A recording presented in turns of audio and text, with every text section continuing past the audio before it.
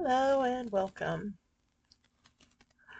Well, this is a long story, and I'm here to tell you a very long story. So, we are on Appendix C, which is the backstory of Rafti. Now, Rafti is one of the first of the man made planets. Of course, like all the other man made planets, the roots are back at Koonan. Sorry, no. Sorry, not Koonan. Trebek.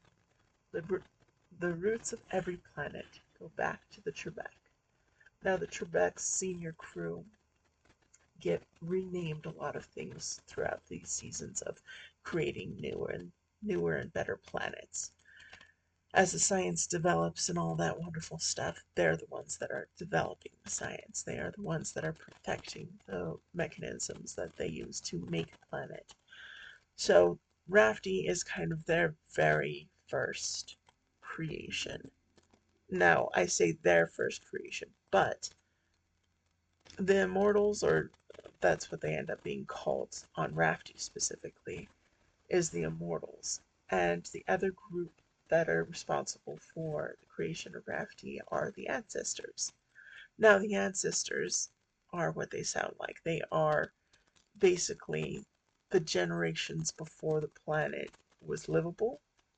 But as soon as it became livable, everybody moved there. The ancestors moved to the planet, even though they were ones that had a hand in creating the planet. So, like their creation myths or their creation stories are uh,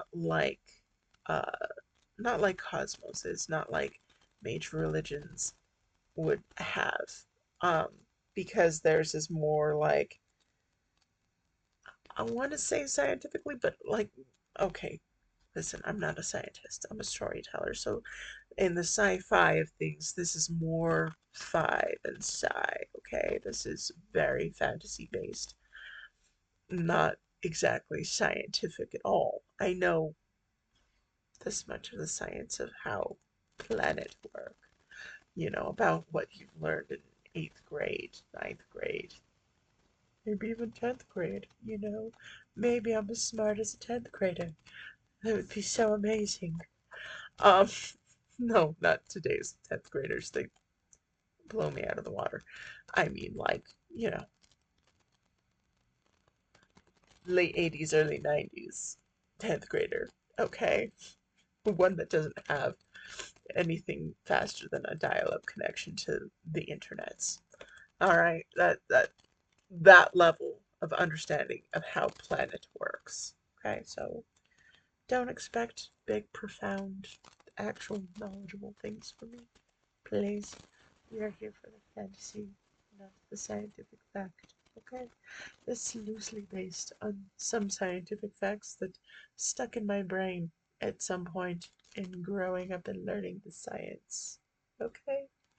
Alright, that being said, rafting is built by both the senior crew of the Trebek, who live a very, very long lives because they have one immortal that likes to share his lifespan, but just with them because they're friends. Then we have the ancestors, who are basically people that the immortals, the senior crew, basically sends out flyers to everybody that's living on the Trebek, living on the asteroids around the Trebek, because those asteroids are already being developed as kind of like a precursor to building their own planets. They're learning how to terraform an asteroid, but including the whole like very sci-fi, wrapping them in atmosphere via giant clear bubble of some kind of material that is futuristic and sciency. Again, I don't know what I'm talking about, okay? I just like to tell the story. I don't know the science behind it.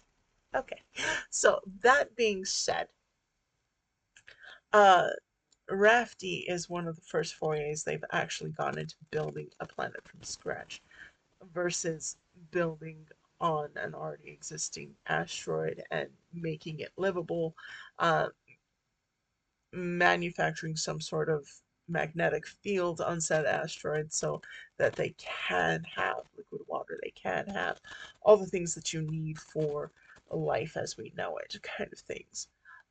So that being said, Rafti is a very experimental planet, but all planets take a monumental amount of time to make. When you sign up for a mission of planet making, you are dedicating your entire lifespan to it, and possibly your children's. I say possibly because there is like a way to exit the program if you're born into it. Um, it involves, probably writing a lot of papers, convincing a lot of people that you're just not cut out for this kind of work, or even just convincing them that there is no real place for your skill set or your interests in planet building, which is very difficult to do because building an entire planet from scratch has a lot of moving parts. There's a lot of different things that you could go into. You can go into um, like the molecule chemical level of building. You can also reach out into the bigger, like as you have. Okay, so I have to explain the planet building process because it is wild. It is a work of fiction. Okay, it is a work of fiction. All right, so basically they kind of measure out what they need to make a planet function, and their template is Cosmos, their homeworld.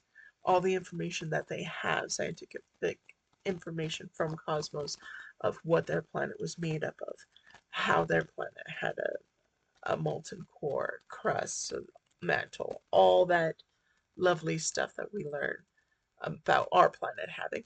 That's the same as Cosmos. It's a natural planet. It had all these things running in it naturally. Where it is in the solar system, all this sort of stuff. So they break it down to the molecular level of how many molecules of each element was in their home planet of Cosmos. Like how many, you know, molecules of oxygen, molecules of hydrogen, molecules of like, so it's not even talking about the mixes of hydrogen and oxygen. Um, like it's not even talking about things that happen when these like molecules pair up. It's just talking about the raw elements themselves and figuring out this is how much we need in order to build a planet like our world, like Cosmos. And so in order to collect all the molecules that you need for a planet, it's not that space is empty and devoid of all elements. It's that they're very widely spread apart by millions and trillions and billions and unimaginable magnitude of time to get through this space. There's a lot of empty space in between like molecules, basically. And so what they end up doing is like the first things first, they have to develop the science to collect said molecules.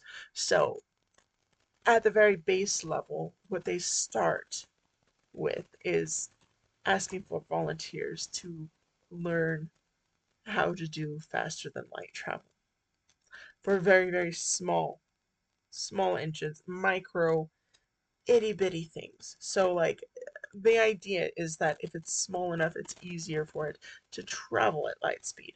Is this real? I don't think so. I think it's just as difficult for a large thing to travel at light speed than it is a small thing. But this is fiction. Okay? This is fiction. It's not real. In this fictional world, it's easier for something very small to go at light speed than a whole huge big thing. Yeah, because I think especially if you're already in zero grav space, you already don't have the element of friction to deal with, or like very little amount of friction to deal with. So going light speed, it would be the same amount of energy for something very small as something very large. I think. Don't know. Not a scientist. This is not, like I said, it's fiction. It's fiction. Not science. Just fiction. Okay. It's fiction with the theme of science, okay? Okay. It could be high fantasy themed, but no. It's science themed. Okay? Not real science. Okay. I'm sorry, I have to keep on saying that because the voice in the back of my head is like, you haven't done your research on that. You don't know. You don't know. And I'm like, I don't know. And even if I tried to do the research, chances are I'd stare at the screen of all the text and be like, wow, that's a language. That's definitely a language. That's a language and terms and things that I do not understand. So I'm not gonna try to understand, babes. I'm sorry, but I'm gonna stick with fiction. Okay, that being said, they first have to develop very, very small engines and very small capturing devices that can, and very, very small computers. The computers are basically programmed to find a specific number of specific elements. Okay, so this program is designed to find the hydrogen. Those ones are the oxygen. Those ones are the lithium. This, the like. Okay, but anyways, you get what I'm saying. Hydrogen or oxygen are kind of the only ones that I know off the top of my head. Give me a break. I'm not a chemistry major. I'm not any kind of major. I'm just a girl. Okay? Okay. I'm just here, honey. I'm just here with wild imagination and free time. That's it. Okay. So, this being said, so at the very base level, they go and they find the elements. They they develop a program to identify and find elements. They design uh, micro engines that can travel the speed of light. They design capsules that can withstand faster than light travel. And all of this is just like first generation of this project, okay? Actually, each one of these should be their own generation, like figuring out a computer that can understand what an element looks like and be like, yes, that's this element, confirmed. It should be just a whole one generation. The next generation should be the like capturing devices, like, oh, once the computer sends a signal of yes, this is the thing, this is the device that goes and sucks up just that thing, just that one element that we found, even if it means breaking it apart from another element, which is a whole bag of worms. Okay, so everything that involves that, which is probably like a whole chemical reaction. Again, not a scientist. Anyways, yeah, no, like maybe they also have some sort of mechanism that has catalysts that are designed to break apart the specific mixes of elements that they know of. Alright, so like the hydrogen and oxygen mixtures that they find out in the universe, um, they carry with them the chemicals that they need to break apart that particular uh, element mix so that they can only collect the oxygen or only collect the hydrogen. I would have them also like wanting at some point to plant some sort of tracker next to the other elements, saying, hey, well, I'm only collecting the oxygen, but the bot behind me is collecting hydrogen. So I'm gonna leave a little marker to say, hey, over here, there's some hydrogen that I stole the oxygens from. So have at it, homie. Um, but that's a whole nother program. That's a whole nother program and a whole nother system and a whole nother. It's a whole thing. Okay. So maybe they do that. Maybe they don't. Maybe they had the idea of it, but they realized it's just going to be too much for the little tiny engine to carry. So little tiny engine Um, they're trying to make this as compact as possible because they want this to go as fast as possible, even though it's going to take generations. It is. And the only people that are able to not only plan, but actually see it all the way through to being a finished planet are the senior crew of the Trebek, and thus they are called the Immortals, because they just kind of live forever.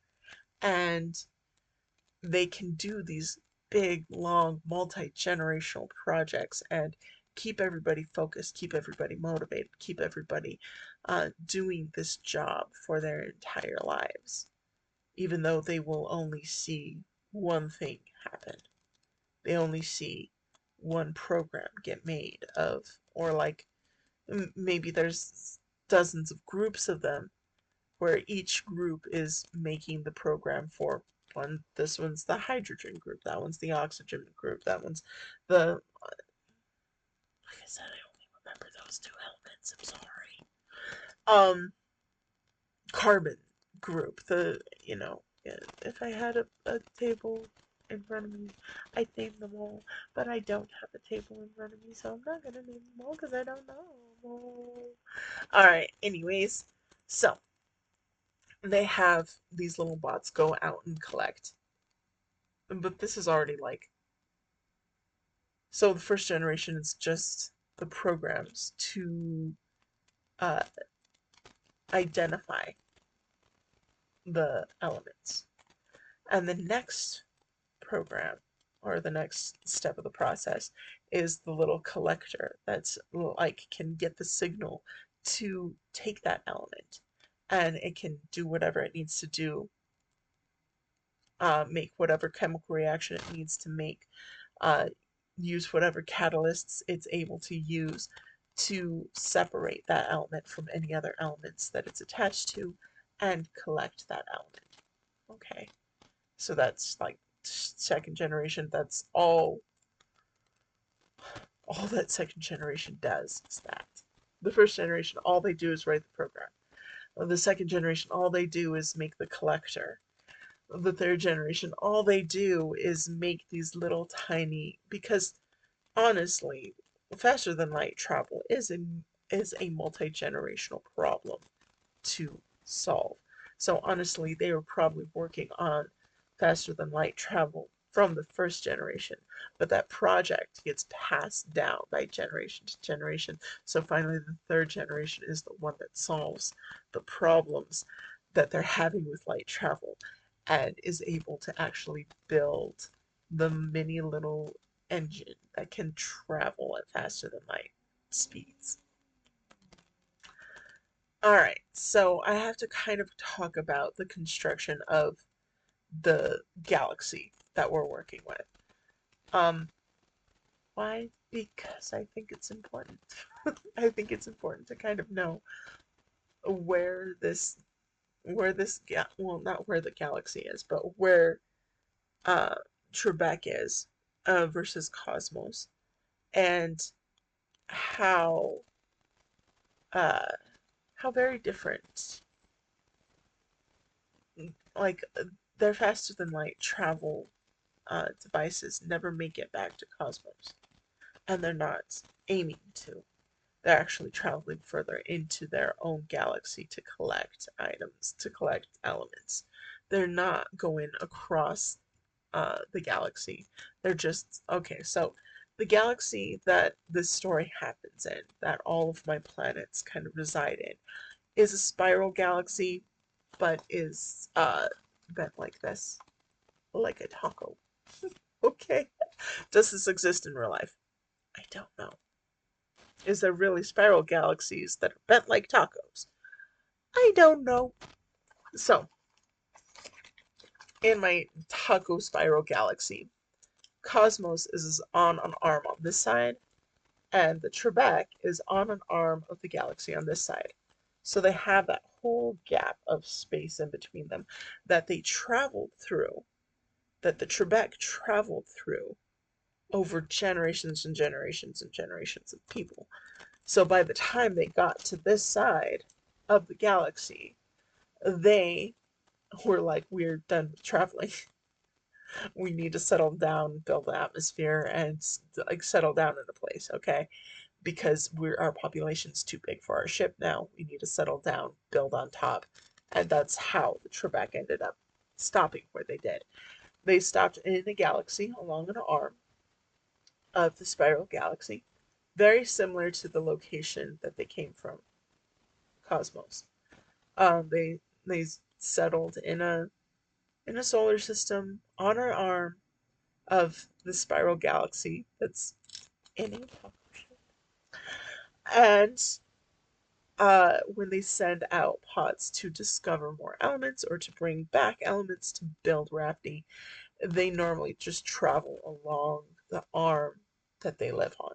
They don't try to span that gap again because they knew how long that took, and they're like, it's not going to be enough. Like, we don't have enough time. Not that, like, the immortals have enough time, they always have enough time, but they're like, they also understand that they're working with a lot of very finite people who have lifespans of, you know, 90 to 100 years, you know, on average. Like, they're only very, very real talk once they get into 80s and 90s. Uh, most people just lose most of their faculties and aren't very productive in this world, you know? It's not true for every world, but for Trebek it is. Okay, so, uh, so they have a finite amount of time, finite amount of people, understanding that each generation is going to be inspired to keep moving, but multi-generational projects are really, really tough to keep people motivated. Of course, they have kind of an ace up their sleeve because they have um, Mark, who can convince anybody of anything. You just slap him on a stage every couple of generations, and you can get everybody fired up and inspired to keep staying the course and keep building the planet. So that's what I mean when I say that the immortals have a very big hand in every single planet, because a lot of them, if they're not involved directly in the science of it, they're involved in a whole lot of other things. They're involved in, like, just keeping the people inspired to keep doing the work. They're involved with recreation and understanding that people need breaks, that they need distractions. They're also involved in, like, pairing people up to date and to get married and to have kids so that this project actually gets passed on to the next generation. Because if you have a mother and a father who are dedicated with a vision of this thing that they want to do, they're also going to inspire and want their children to do the same. Um, and that goes for any family group that they partake in, like whether it's adoption or anything else. If you have parents in the home that are very passionate about something, it's uh it's catching. It will catch, and that's the hope anyway. With these multi-generational projects is that, and it does kind of get a little culty, if I'm being honest. It does get a little culty where they become these kind of planet builders, and it's this highly idealized, very romanticized, but it's also very intelligently difficult work.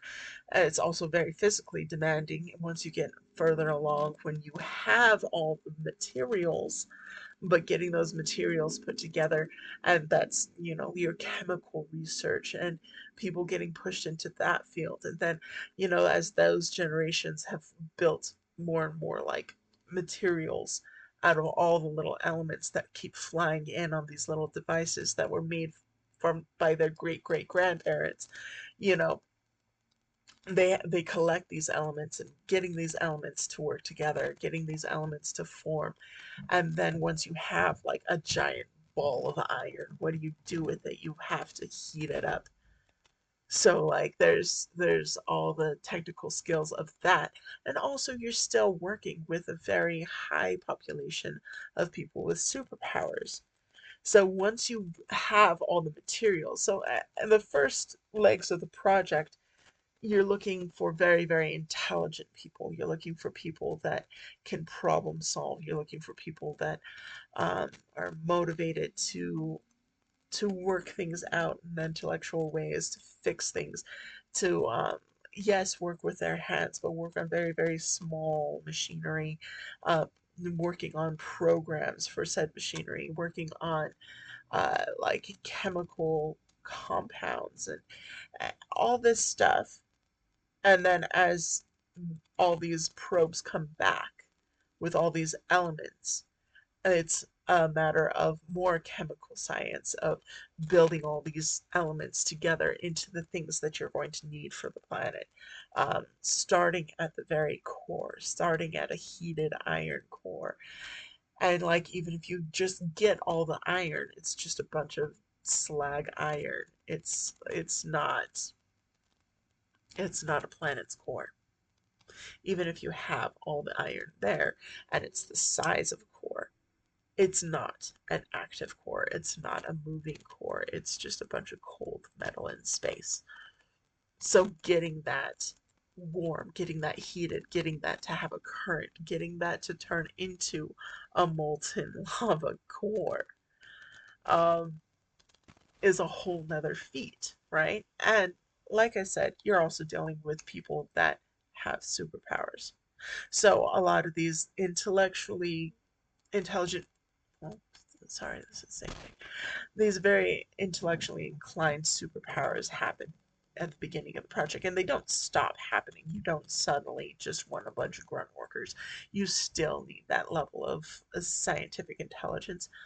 Um, but you also are going to need people that can melt metal with their hands very easily. You know, this is a planet wide. This is huge. The core of a planet. Are you kidding me? Like, these people need firepower on a grand scale. And they have that firepower because they've had generations and generations of superpowered people. And so at the very beginning of this project, this is another reason why the immortals are kind of in charge of this sort of stuff, is because at the very beginning of this project, all those generations before needing somebody who could melt metal with their hands and be able to do it on a planetary scale, or like a group of people that have that kind of powerhouse skill set, you have somebody who is immortal, who can see down the road. They don't have foresight. They're just good at planning. Okay? So they're good at planning and they know, okay, so we're gonna, yes, we got people working on the program. We got people working on the collectors. We got people working on faster than light travel. When we get all the materials for the core, we're gonna need people that can melt a core of a planet and get it to start running a current so we can start having a magnetic field to build a planet in. Okay, so like while they're encouraging people to use their minds and be intelligent and find solutions to like how do we separate elements in space in a zero grav environment and separate one from the other and take one and leave the other, like how do we do that? How's the practical application going to work with that? What tools do we need? What machines do we need? And how to build these things. Also, what kind of programs, like computer program, do we need to make so that it can work with these machines and make these chemical reactions happen and make these catalysts go off so it can collect all that. While all that is going, you have to also be looking at the population, looking at how many fire breathers you have, how many heat makers you have, how many people with the power set of just immense power, these big powerhouse walking atomic bombs. How many of those people do you have, and what their skill sets are, what their superpowers are, how you can train them Also, how you can get them interested into marrying somebody else with a similar power set so that their children have a higher percentage of having that power set at a higher level. It gets all very shady, very eugenicsy. And it is for this purpose, this grand purpose of building a planet. So it's justified to them. It's not really justified. It's not morally okay to set people up so that their kids will do something good. It's and it's also not 100%. But that is kind of a window into the immortals, how they start thinking of people as not these people that I care about and want to save and want to help. And they do. They are helping them. But also thinking of people as tools to help other people. And it almost sounds noble. It almost sounds noble. Okay, you're just you want to help people, so you need people who want to help people to help people. Yeah, but you're doing it by basically playing matchmaker to people with specific genes so that maybe their children have specific genes. Yeah, it gets dark, it gets eugenic-y, it gets gross. Okay. And they do this, like I said, they think that they're doing something good. They think they're doing something righteous. They think they're doing right because they are building a planet that everybody can enjoy and live in. But it kind of has a cost that isn't pretty. But this is part of the backstory of planet making. It gets a lot of mess. It's not a good thing. Yes, I'm the maker of this story, but you know what? I don't make fake. Well, I do make fake people. I make people with real motivations. Maybe. I make people that kind of highlight the best and worst of humanity because that's what we see is the best and the worst of humanity. And you don't throw a blanket over it and pretend it doesn't exist. You don't bury your head in the sand. You look it in the eyes, you call it for what it is, and you say, no, that's not right. Right? And that goes for stories too. You have to have villains for a story, to have heroes, to defeat them, to say to things that are wrong that those are wrong. You know, I am not advocating for eugenics. Okay? This is not a story to say this was a good idea. This is a story saying that when you play with this kind of a thing, you eke more and more into that icky sort of playing God sphere. And that's kind of the story of the immortals, where the longer they live, the more they walk into this sphere of trying to play God, the more they get icky. I mean, they start off with such good and pure goals and desires and wants, and they want to help people. And at the end of the day, they do help people. So, in a way, they justify some of the very shady, bad things that they do by saying, well, yeah, of course, we had to convince a lot of fire users to have fire user babies. But we got the planet made, so it's good, right? There's a lot of people living on that planet who wouldn't be living there and wouldn't be able to live anywhere if they didn't have the space to live.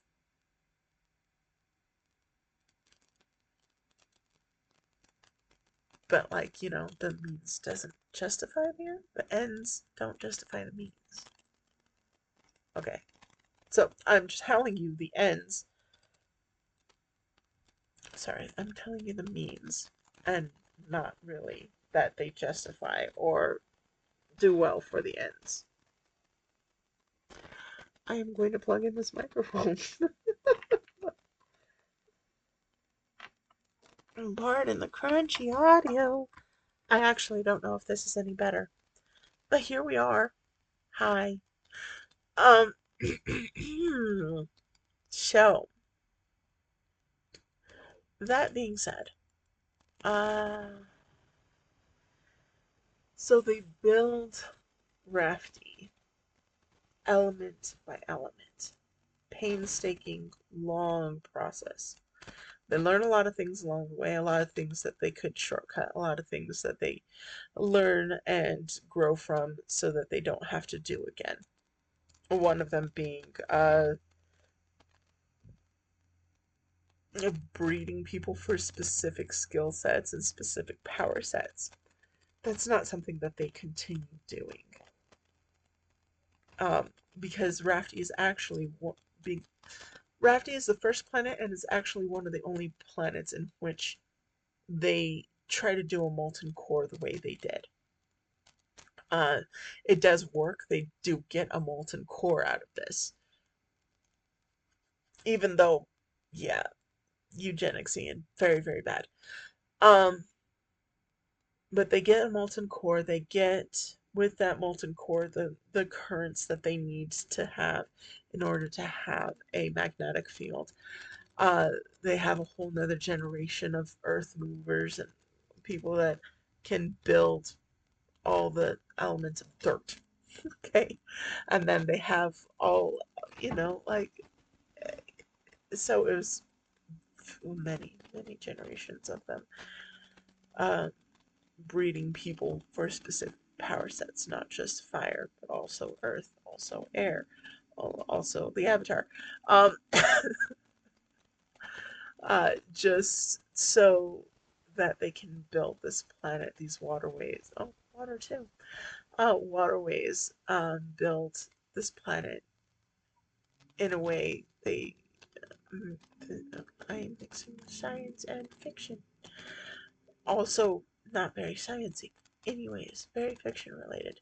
Anyways, we've covered this already. I'm not a scientist. Just a girl. Just a gal with an overactive imagination and way too much time on her hands, okay? Okay. So, Rafty gets built.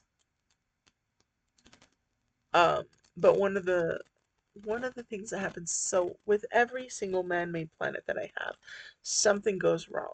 Because even with the most meticulous scientists, generations of scientists, checking each other's work, helping each other out, going through all this stuff, all the generations of superpower users also, like, are all very highly scientifically minded.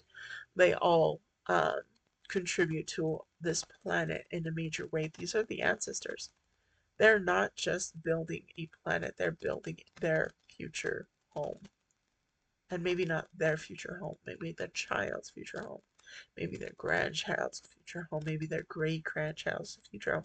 So each generation of the planet makers is is a line of ancestors of people that live on Rafti to the present day. Okay, so they they're more than just invested.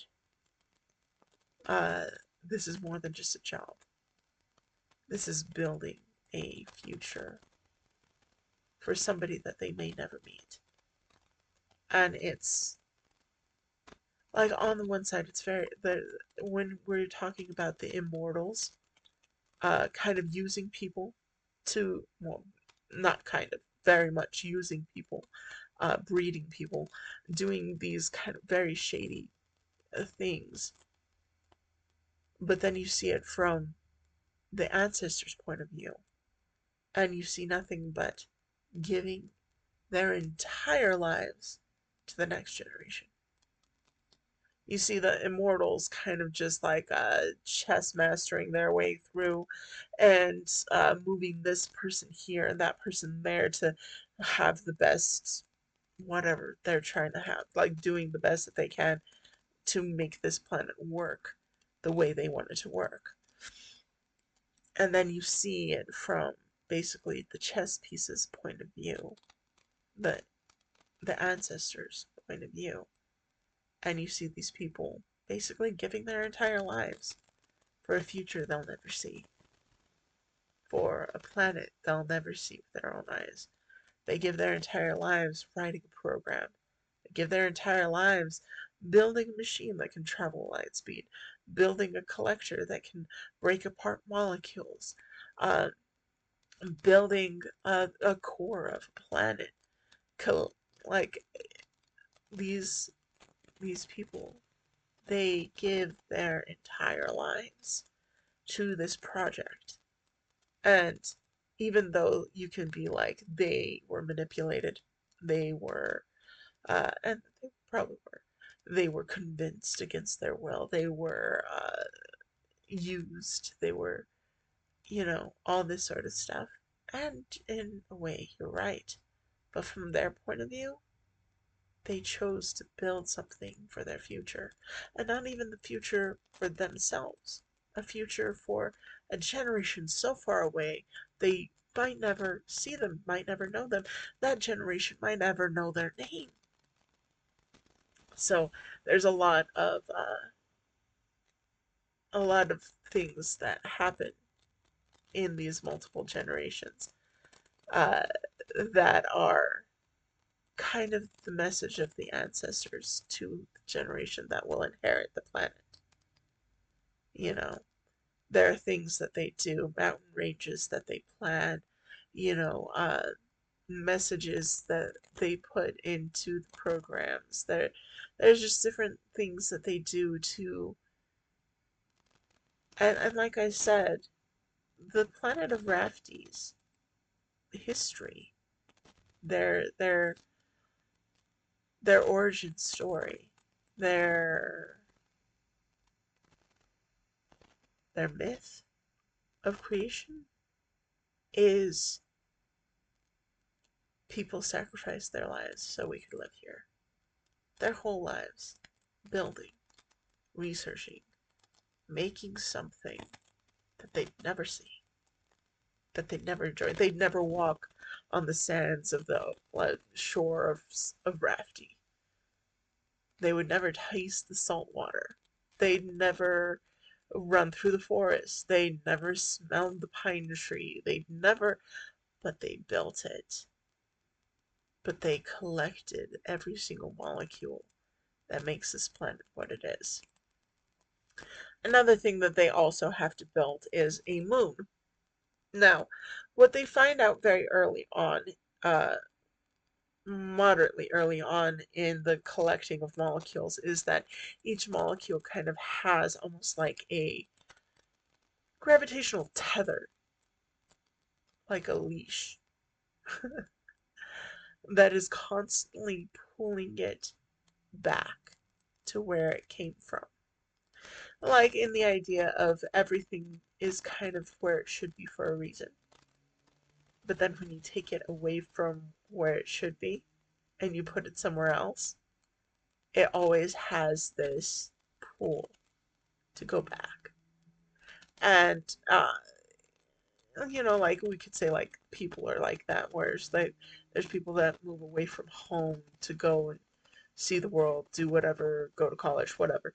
But they have this almost gravitational pull towards home where they always want to go back home. Not all people are like that.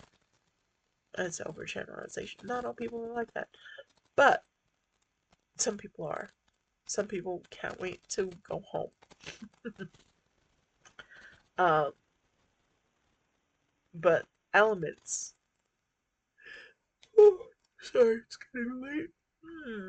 Elements have their own in this world, not reality, okay? In this world that I've made up, elements have this gravitational pull to go back to where they came from. they have like a place that they were made for, and they constantly want to go back to that place. So, in order to keep all these elements kind of in line and where they should be, there has to be a greater pull, a greater force keeping them together. And it was very difficult when it was just a collection of collected collection tubes full of certain elements, and like the minute you open them and release them, they just try to fly everywhere.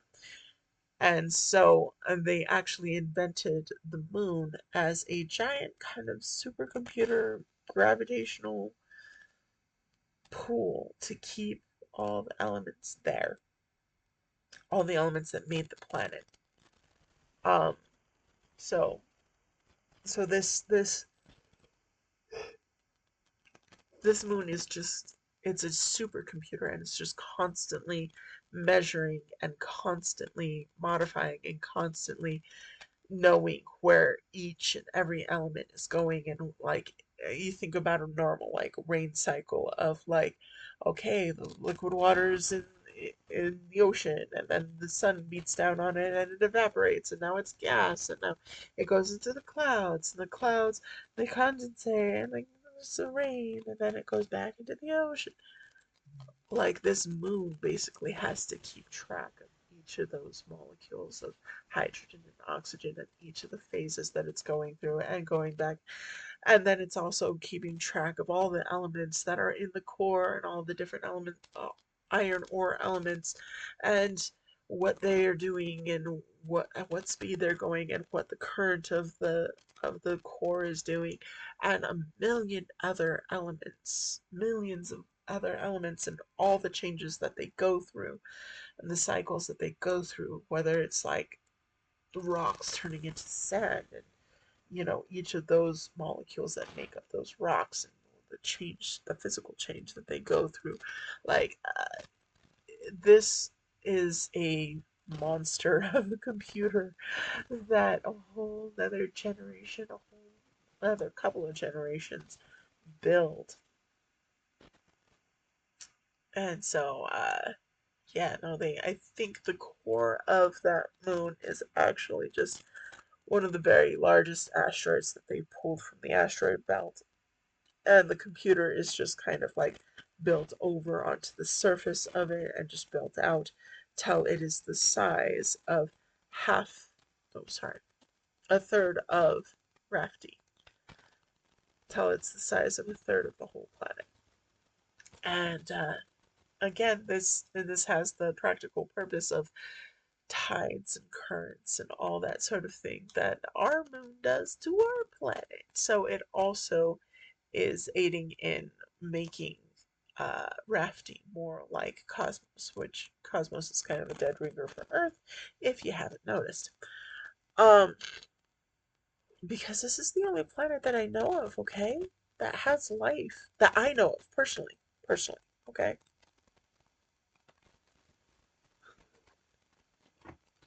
Sorry, sorry.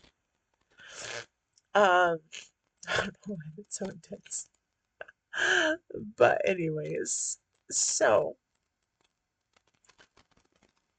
they're trying to make another Rafty. I mean, sorry, they're trying to make another Cosmos, and so they have this moon that's a third of their planet size. They have all the continents and just like everything, the way it works. And I did mention that there's something wrong with every planet that's man-made, because even at our best, we mess up. Even if we got all the checks and balances in order, we still mess up. Even when we're doing our very best, we make a mistake. And sometimes our mistakes aren't caught and corrected, they just flow through. And so it's kind of just a testament to flawed human beings trying to be the best that they can, but still being flawed. And sometimes it turns out okay, sometimes it's fine, sometimes But when we're talking about a project as big as a planet, the mistakes that happen compound. And in the case of Rafti, there is a so one of the things that they have to design for everything to work well is things that will break things down, that will change things. Well, kind of like mushrooms, okay? Like mushrooms, they exist to kind of eat up the dead life so that more things can live, right? Um, yeah. Look, I'm not a scientist. Again, I'm not a scientist. My rudimentary understanding of a lot of scientific things are gonna just make most of you like roll your eyes and laugh at me, and that's fine. It'll be comedy for you, okay? What am I trying to say is that Rafty has a virus, just lives in the air. Uh, it was a program that was supposed to help break things down and change them so that they're usable by the whole system again. But something happened, some sort of error in the code of making this virus, um, made it so that it multiplies a lot and it just hangs out. It's a virus. It's not really living or dead. It's a virus. It just hangs out, awaiting for something to plant in. And it specifically attacks things with X chromosome. Now, if you have XY chromosome, you again, look, I'm not a scientist, okay? I'm making this up. XY chromosome, you have in your Y chromosome uh, the ability to kind of cover for this virus and defeat it. Like there, it won't change you, uh, change your genes, change your biological makeup the way it will rewrite somebody with an XX chromosome. So XX chromosome people, you're out of luck. You will be infected with this virus. The only times that it will infect you, though, is when your immune system is properly weakened. So the major two times when an XX chromosome person is weakened to the point where this virus can attack is one, when you're in labor, when you are giving birth, like throughout your pregnancy, your immune system's kind of rocky at best. But this virus, it will attack you when you're pregnant. It will attack and it will live in you for the rest of your life after. And the other time when you're the most vulnerable is when you're born, when you're a baby, brand new, fresh out of the womb. And so, again, with an XY chromosome child, they're born, yeah, their immune system's pretty down. This virus will attack them too. But is generally like the Y chromosome has the ability to cover the damages and make it so that this virus does not morph the DNA the way it will with an XX chromosome. XX chromosome doesn't have any defense against what this virus is going to do. This virus is going to rewrite XX's DNA. And this isn't just for women, this is for all XX chromosome beings on the planet. So, what does this mean for life on this planet? It means that females of any species on this planet are rare. Um, they are generally weaker, sickly, because what this virus does is it actually changes your DNA specifically attacks the DNA that writes the information for your lungs and changes it to gills. So the only ones that aren't affected are things that already have gills.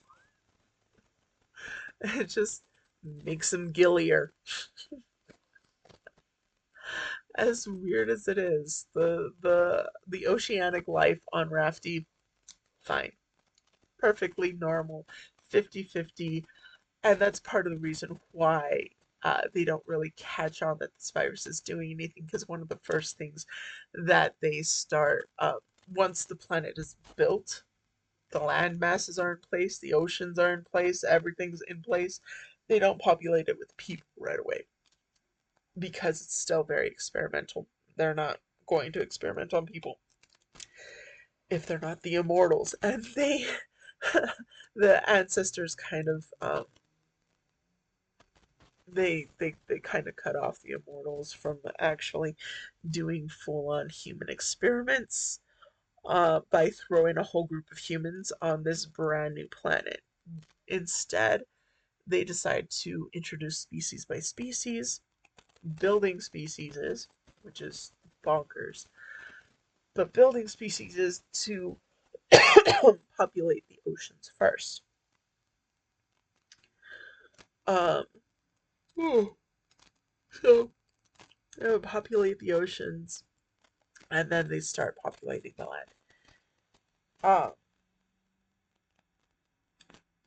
so they don't really notice that this virus really affects uh, X chromosome people, XX chromosome species, parts of species, because the first species that they put on this planet are already having gills. They're already living in the ocean. They start doing mammals that live in the ocean, and they don't really realize that these mammals, the females' lungs are changing into gills because they're fish, they're dolphins, they're whales, they're mammal ocean dwelling creatures, so they're in the water a lot. And over time, maybe they do notice, but at the same time, it's just like they swim in the ocean. Of course, they're going to be underwater a lot. They don't realize that the behavior has changed and they're not surfacing for air anymore because they don't need to. At least the females don't need to anymore. It's actually an advantage for ocean dwelling mammals to suddenly have gills. It's a good thing for them. It means they don't have to expose themselves to the air to get air. They can do it themselves in the water. Um, actually don't know what that would do in real life, okay? I'm not a biology major. Anyways, so there's a lot of things that I don't know. Look, this is like the bare bones of world building. It's a lot, but it's not nearly enough, okay? Um, there's a lot of things that I need to research, but I got right now, okay? If I waited to research all this stuff, I would never start this channel at all. Because there's so much background information that I need to know in order to sound logical or possible or whatever. And I decided, no, I'm just gonna write fiction, okay? It's kind of be sciencey, but it's mostly just fiction. Okay? Okay. Does that have to make some kind of scientific sense? No, because we can just wave it around and be like, no, it's fiction.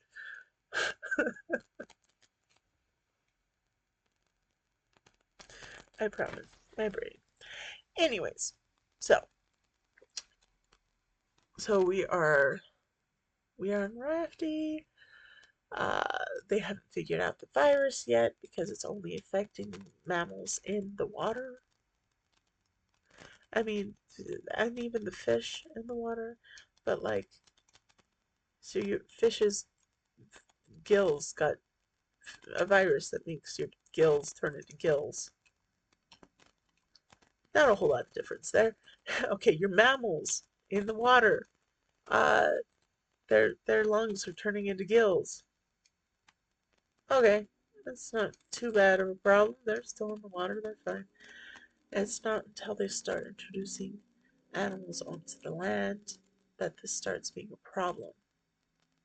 But by the time they start populating the land with mammals, there's a huge push for just put the people on the planet already.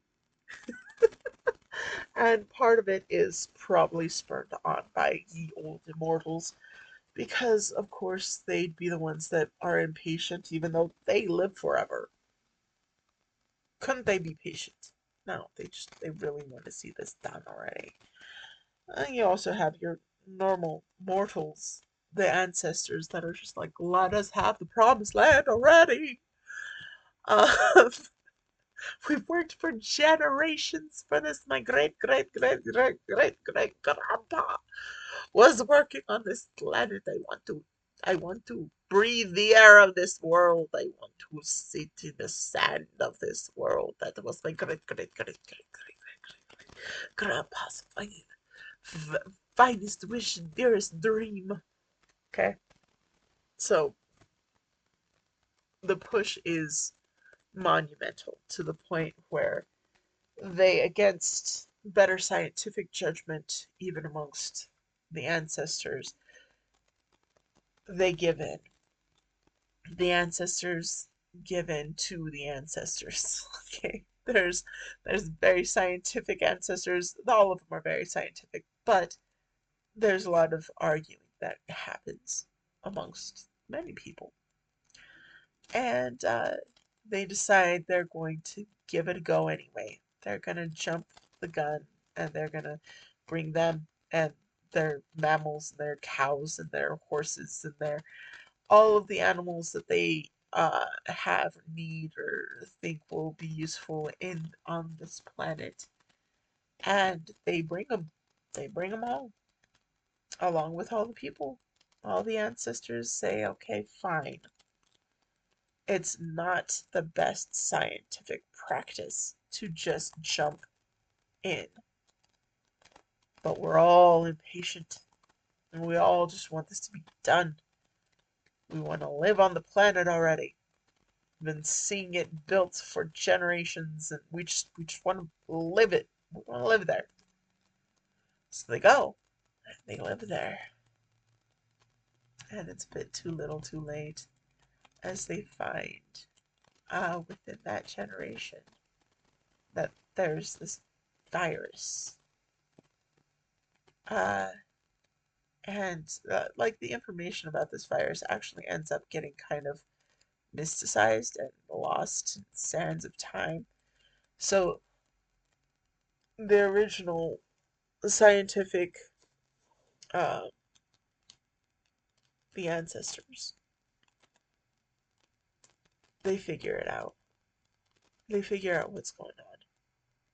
They realize that they jumped the gun and it's costing them dearly. There's been mistakes made, and in their rush, they're costing people their lives.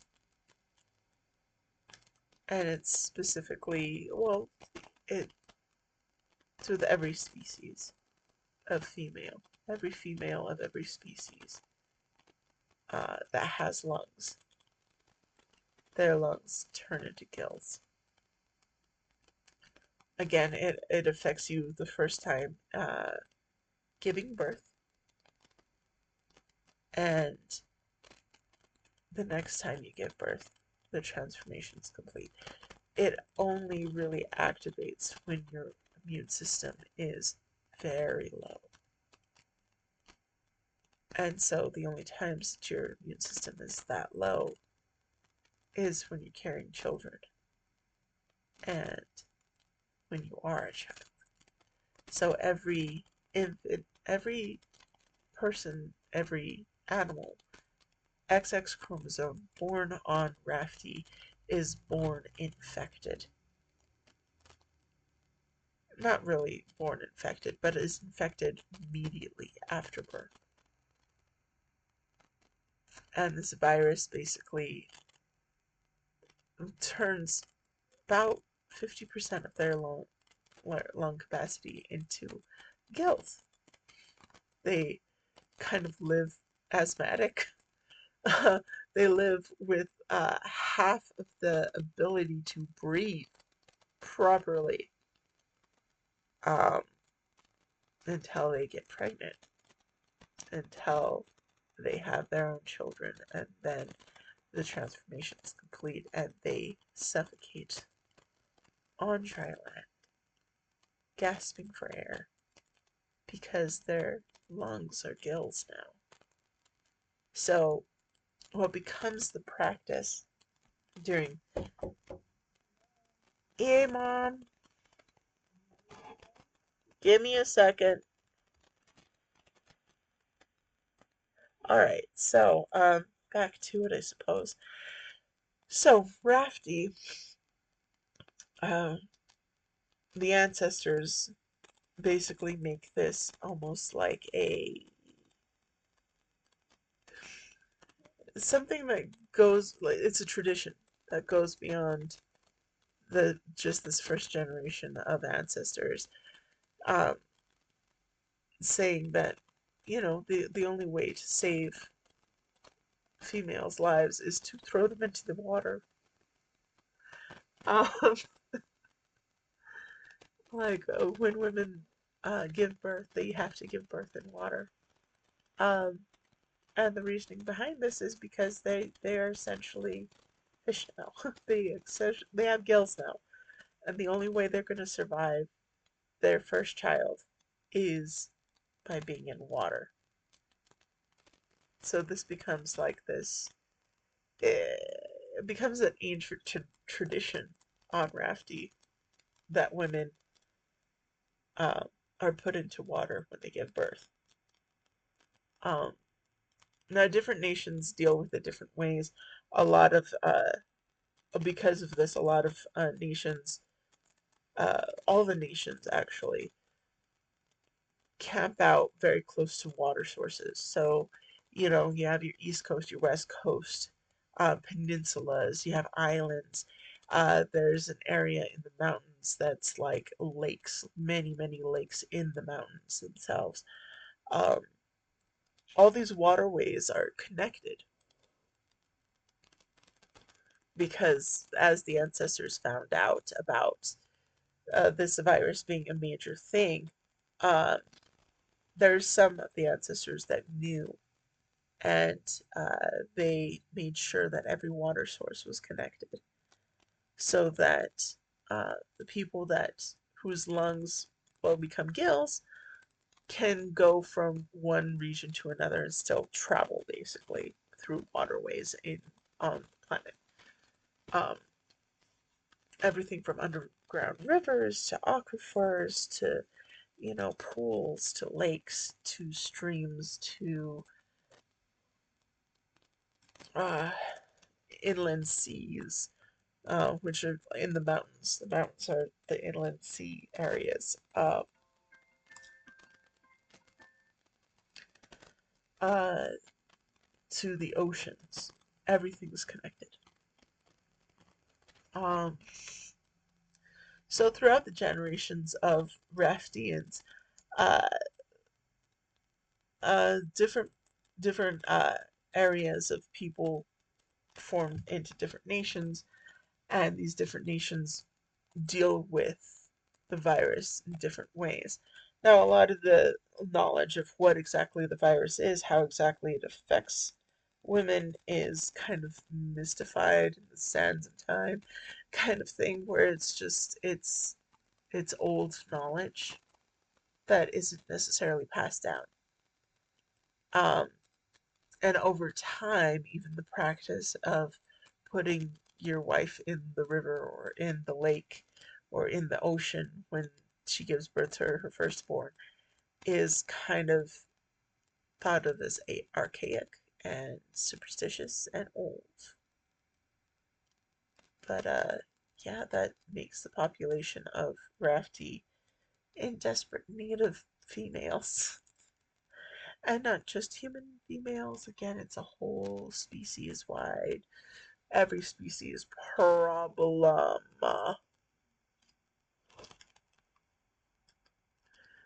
But again, it's very curious how they solve things like this, or how they forget how to solve things like this. So we have four major nations of Rafti. We have the Wolf Kingdom, the Bird Kingdom, the Cliff Kingdom, and the Field Kingdom. So the Cliff Kingdom, they settled in cliff sides along the ocean. The Bird Kingdom, basically a lot of their ancestors had bird wings, so they called them the Birdmen and the Bird Kingdom. They live up in the mountains, near the inland seas of the mountains. Uh, the Field Kingdom, they their Great Plains meets the ocean, basically. Just very flat land, guys. The Wolf Kingdom, um, they are on one of the major peninsulas of the planet, uh, often called like the wolf's tooth, wolf's claw, because they're just land masses that jut out into the sea. Very sharp looking, I guess. And so they call them the wolf's den, the wolf clan, the wolf's teeth, the wolf's claws. Yeah, so that's cute. So, the wolf kingdom, for some reason, they're the only ones that really stick to the ancestors' pleas for like throwing your wife in the water. Um, oh, there's also the kingdom of the islands, and I think they're actually the ones that are fully devoted to those ancient teachings of throwing your wife in the water. They're everything about the islands is kind of like water based and a little bit crazy. Um, but every island has every home on the islands has pools in it and rivers through it and ways, so they fully integrate their water breathing wives into their daily life at home. Your mom is fine. She just lives in the wilds. Like it's a little weird, it's a little strange, but their women live. They live with their wife in a fish tank. Like literally their homes are accessible to their their water breathing wife. And it's kind of bonkers the engineering feat that they go through so that they can still live and work and like have an active like marriage and home and family with their guild wife, and she can help you raise the family, and like you can work together on things and all that good old married life is, but your wife's in the fish tank. Okay, I don't mean to laugh because I'm seriously picturing it like fish tank, but it's not exactly like that. It's more organic. I don't know. Their construction is bonkers and wild, and there's no floor of the house that a wife can't be in. There's no place in public that a guild woman couldn't be in. Um, like at I think this is including even their female animals. So like your guild cow, your she's swimming down at the square. Yeah, down in the fields, half the field is just flooded so that your guild livestock can still, swim around, eat, and, be protected and not be in the big wide ocean where they could possibly get picked off by whatever the animal in the ocean wants to eat them. But, like, it's just so funny. It's so funny. It's so weird. It's so weird. But they are the only ones that I won't say solve this issue, but they work with it. Like the islands are the only ones that do this. The islands are the only ones that got the system together. The rest of them are hurting. The rest of them, their wives are. You got one kid out of your wife, and then she was dead. That's it. Um, the rest of them are really bad. Um, the only other ones that kind of do all right are the Wolf Clan, and they solve their issues with technology.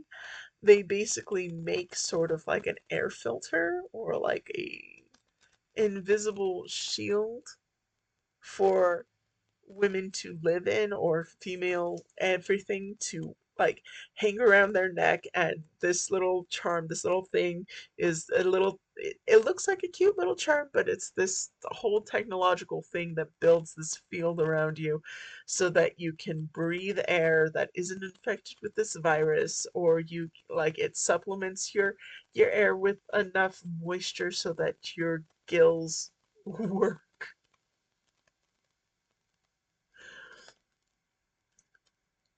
Does this work in real life? No, this is fiction, okay? Okay? It's like a moisturizer. It's like a humidifier for your gilly lungs.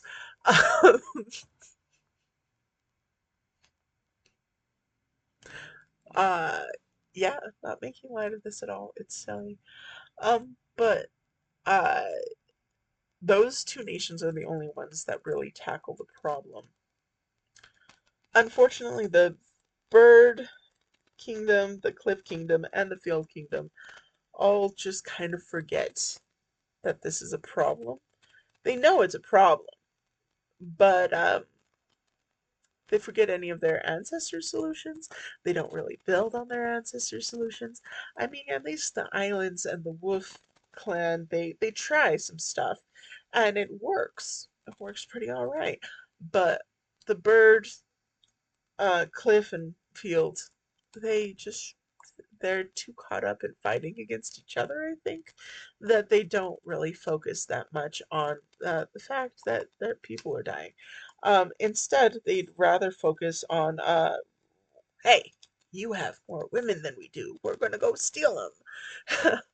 And just, just silly little things like that. They don't focus on solving the problem. They focus on fighting each other about the problem, accusing each other of somehow being the cause of the problem, which isn't true. It was a collective effort of all the ancestors of accidentally screwing this thing up. But, you know, um, the ancient grudges and new mutinies and from Fourth of Fatal Loins, it's a bad scene. They fighting for it, and they fighting for what exactly? They're fighting, blaming each other for a situation that nobody really caused, but is an issue. It is a big issue. When half when half of your population is doomed to die at a young age, you got a problem. Never mind that the half of your population that is doomed to die is doomed to die with only giving you one replacement for them. So your population is going to decrease very quickly, and uh, you're going to be very, very desperate for people. People are what kind of makes the world go around. Like, if you don't have people, you don't have work workers. You don't have people that can farm or ranch or get food. Or it's a whole business. It's a whole thing. People help other people live, and if you don't have a lot of people, there's less people to help more people live. I know. Deep thoughts. Deep, deep, deep thoughts. Anyways, so that being said, A lot of things that Rafty does to solve, and I just mean the bird kingdom, the cliff kingdom, and the field kingdom. What they do to solve their problem gets very shady, gets very weird. They end up again, this is far removed from the ancestors. The ancestors in their lifetime did their best. Um, their children did their best. Their great grandchildren, everybody's doing their best, but they're just after a while they lose touch. You know, you think you have a better idea and you fly with it, and sometimes it works out fine. Sometimes you hit some walls, and sometimes you just run into a really bad idea and you keep going with it for generations. And that's some of what they do. Uh, both, so like the Field Cliff and Bird Kingdoms decide that they need to make spaceships, need to send such spaceships to, well, at this point, there's other planets other than just the Trebek. By the time this happens, it's more than just the Trebek, but a lot of them they'll send ships to the Trebek and they'll pick up orphans. They'll empty the orphanage into the Raftian ships and ship everybody off to Rafti. Um, they will kidnap wives, um, or they'll have volunteer wives. Well, they'll go and pick up women that are totally cool with just having one or two kids and then dying. Um, I don't know many people, don't know many gals that would sign up for that nonsense, but I'm sure there was some. Not all of them were unwilling. Most of them were, though. It's shady stuff. It's bad. But these are the realities of what happens on Rafty. Their ditch efforts to solve their problems get really shady. Um,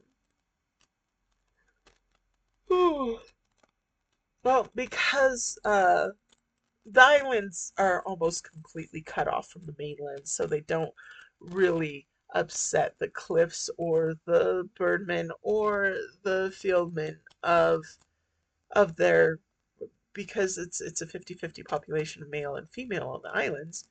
We just figured out how to like swim with the fish, man. Just swim with your fishy wife. It's fine. Or, just like have fishy cows and fishy sheep and have a good, good wet lake for them to mosey around and eat seaweed in. Like, they figured it out.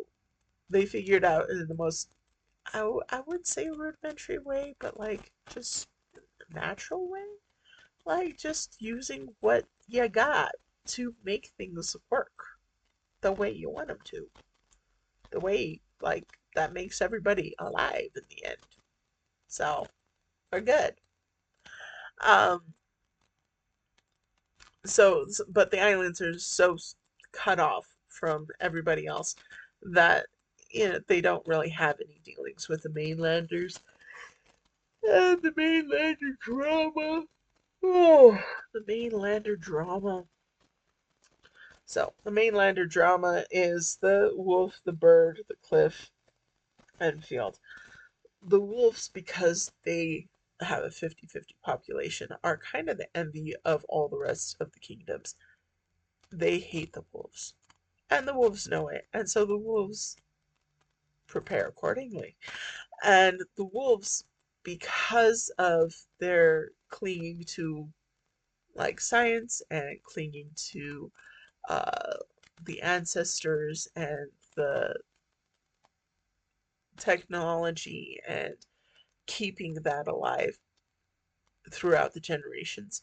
Like, I get it when you are basically just starting off in a new world. You're just looking at like what sciences you need for agriculture and livestock and all that sort of stuff. But I mean, they aren't starting from scratch.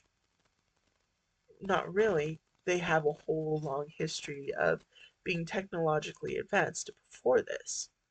The bird, wolf, and bird, cliff, and field, they kind of just conveniently forget about all that technology and go right back to like the Dark Ages, and kings and serfs and um, slaves and workers and everybody who isn't royalty being a servant and all that crazy stuff. They go right back to that. They revert straight over to tyranny. Um, but the Wolf Kingdom doesn't. And part of the reason the Wolf Kingdom doesn't is because they do rely heavily on technology.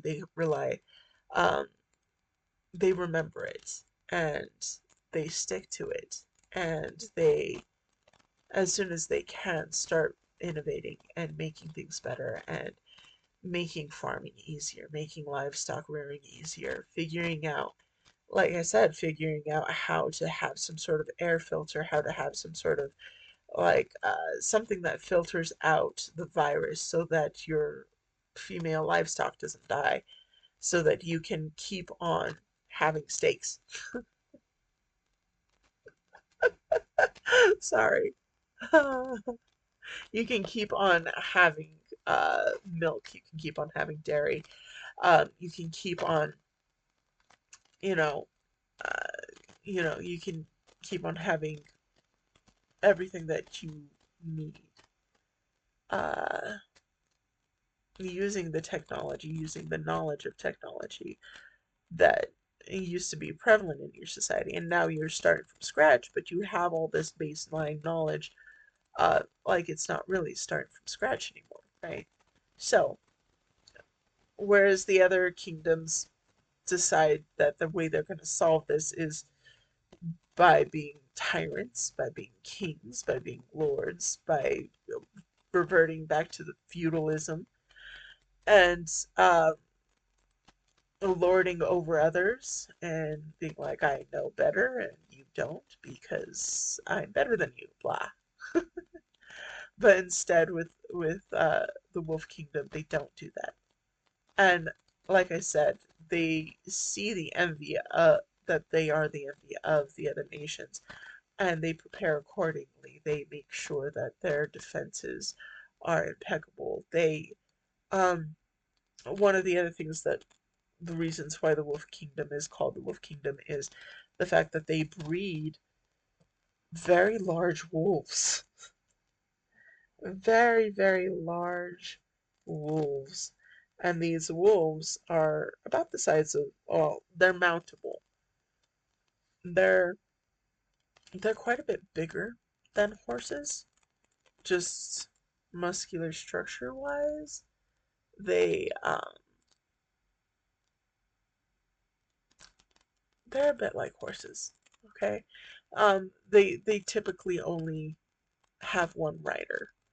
They can have two. A lot of times it's like a one rider, one archer kind of situation.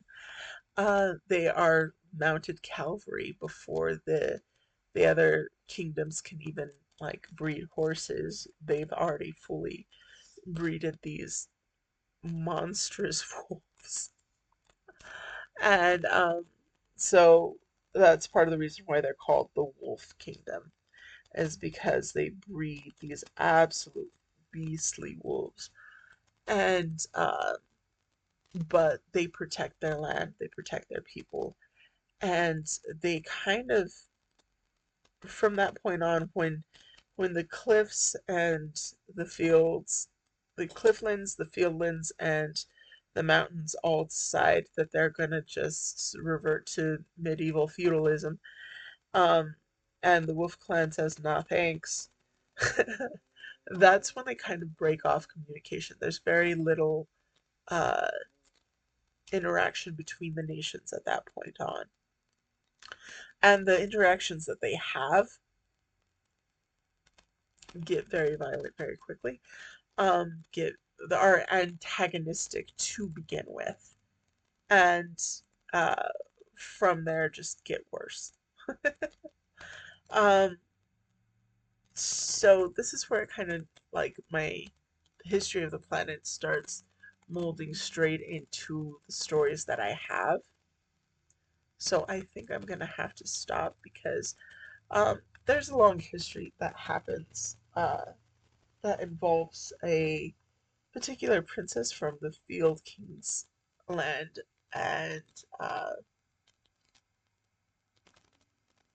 and her name's Martha, and a lot of things happen with her. There's ambassadors that come from other planets that interfere with this time, this particular feudal era time. Um, there's one ambassador, I should say, and then there's a follow up couple of other people there to rescue said ambassador. Without going into too much detail, the princess, her name is Martha. The ambassador, her name is Yavaro Cordova. Um, the other two individuals that come to basically rescue her would be her best friend named Amber, uh, also known as Ambrosia, and her adopted daughter by the name of Elizabeth, who uh, is also accompanied by her brother, her biological brother, but he he's invisible most of the time. Each of them have superpowers, with the exception of Yavaro Cordova, including uh, little Princess Martha. She has superpowers as well. That's another thing. What happens after a couple of generations of living on Rafti is superpowers actually become rare, and they actually become fully extinct within, I want to say, 3 generations or 4, where it's almost like they're not needed. So it falls. They become recessive traits instead of expressive traits. It's like all of a sudden, for some reason, like brown eyes are no longer needed for this environment. So, like, the birth rate of people with brown eyes goes down monumentally because it becomes a recessive trait. I don't know if this is really how genetic works because I am not a geneticist. I am just a gal. Just a fiction gal, okay? Just a fiction gal. Don't get a mess.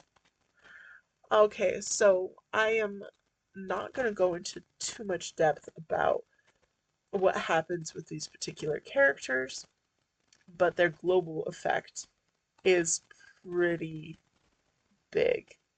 Um, Martha, okay, so the three gals, Yavara Cordova, Amber, and Elizabeth, um, along with a few other off-worlders that come in with the package because they do. Well, the other off-worlders, most of them stay.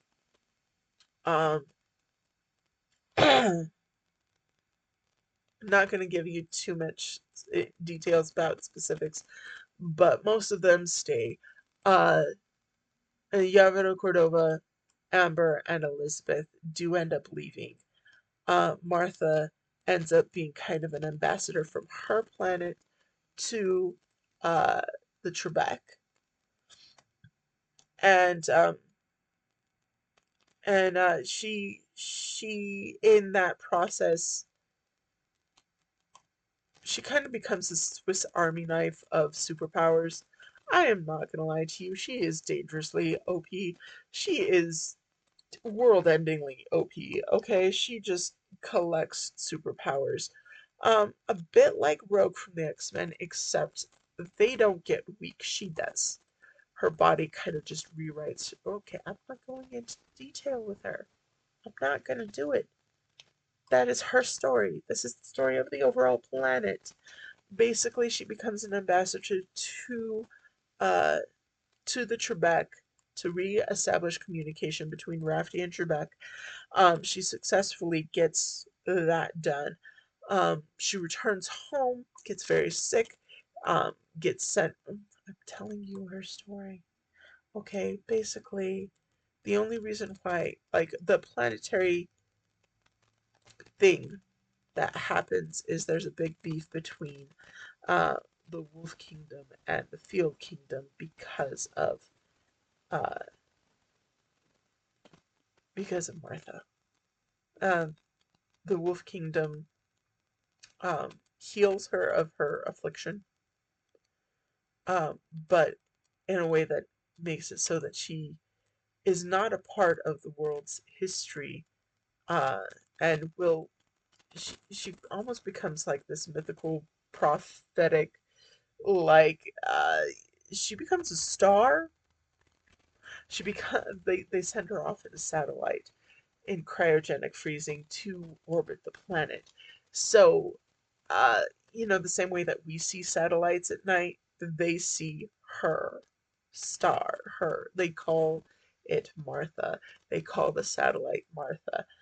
But, like, the only people that think of it as a satellite is the Wolf Kingdom, the the Field Kingdom, the Cliff Kingdom, the Bird Kingdom. They all think of it as a star, a fast-moving, bright star that they name Martha, and it has this whole legend behind it as being a superpowered princess that will come back to Earth. Oh, will come back to Rafty one day. And like they read whatever they want to into that, whether it's like they use it as political propaganda, which happens, um, or they religious connotation, which happens. Like they turn it into so many other things other than what it is. Um, the very King Arthur once and future king ish sort of thing. At her darkest hour, she will appear again. She doesn't appear in their darkest hour. She appears later on. When her pod, like when her satellites orbit decays. That's when she shows back up because her satellite's orbit decayed. It has nothing to do with anything that they make it to be. It is just her orbit decayed, and therefore she's back on the ground now. That doesn't happen until a long time later, where they have moved from being medieval feudal lords to being like multi-generational corporate dynasties. Also, a whole thing, a whole thing. Uh, Again, I wasn't supposed to tell you about just her story, just how it relates to the world.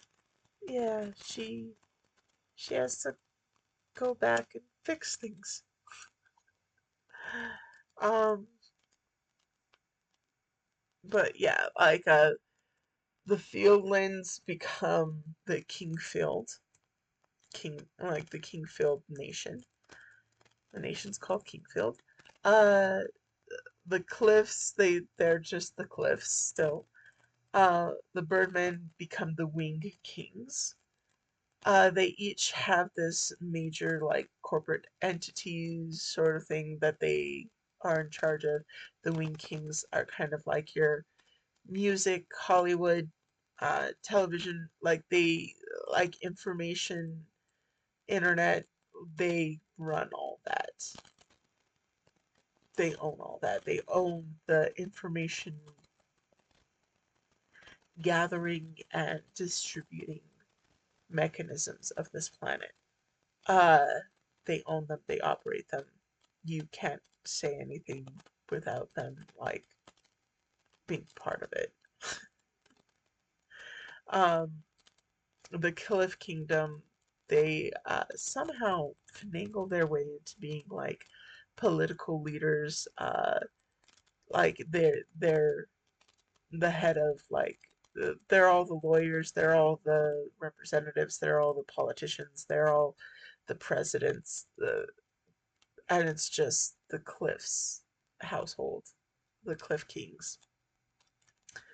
Um, yeah, it's a whole thing. Uh, the Kingfields are military. They are the entire military. Um, there is like the, kind of police force justice system, and that's a whole different family. There's crime, and that's a whole different family. So, and they're each these ancient families from back in the feudal days. Like the leaders of the military are direct descendants of the field kings. Okay, the kings of the fields. Uh, the superstars and legends of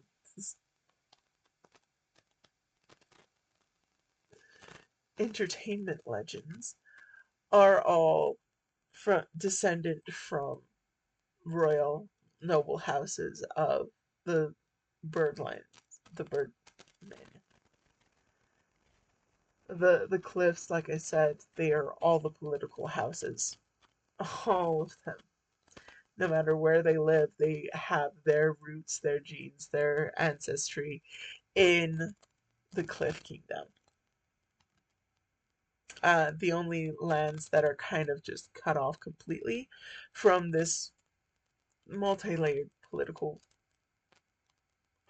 informational, and military soup is the wolves. The wolves are completely cut off. They are kind of isolationist. They've built their own economy, their own thing. The only things that they really contribute to the rest of the planet is food and technology. Those are the only things. They give you technology and they give you food, and but like they give them the raw product food like wheat or flour, like slaughtered meats. Like they're very separate from the land. The whole rest of Rafti is very much big cities, very far distant from farmland.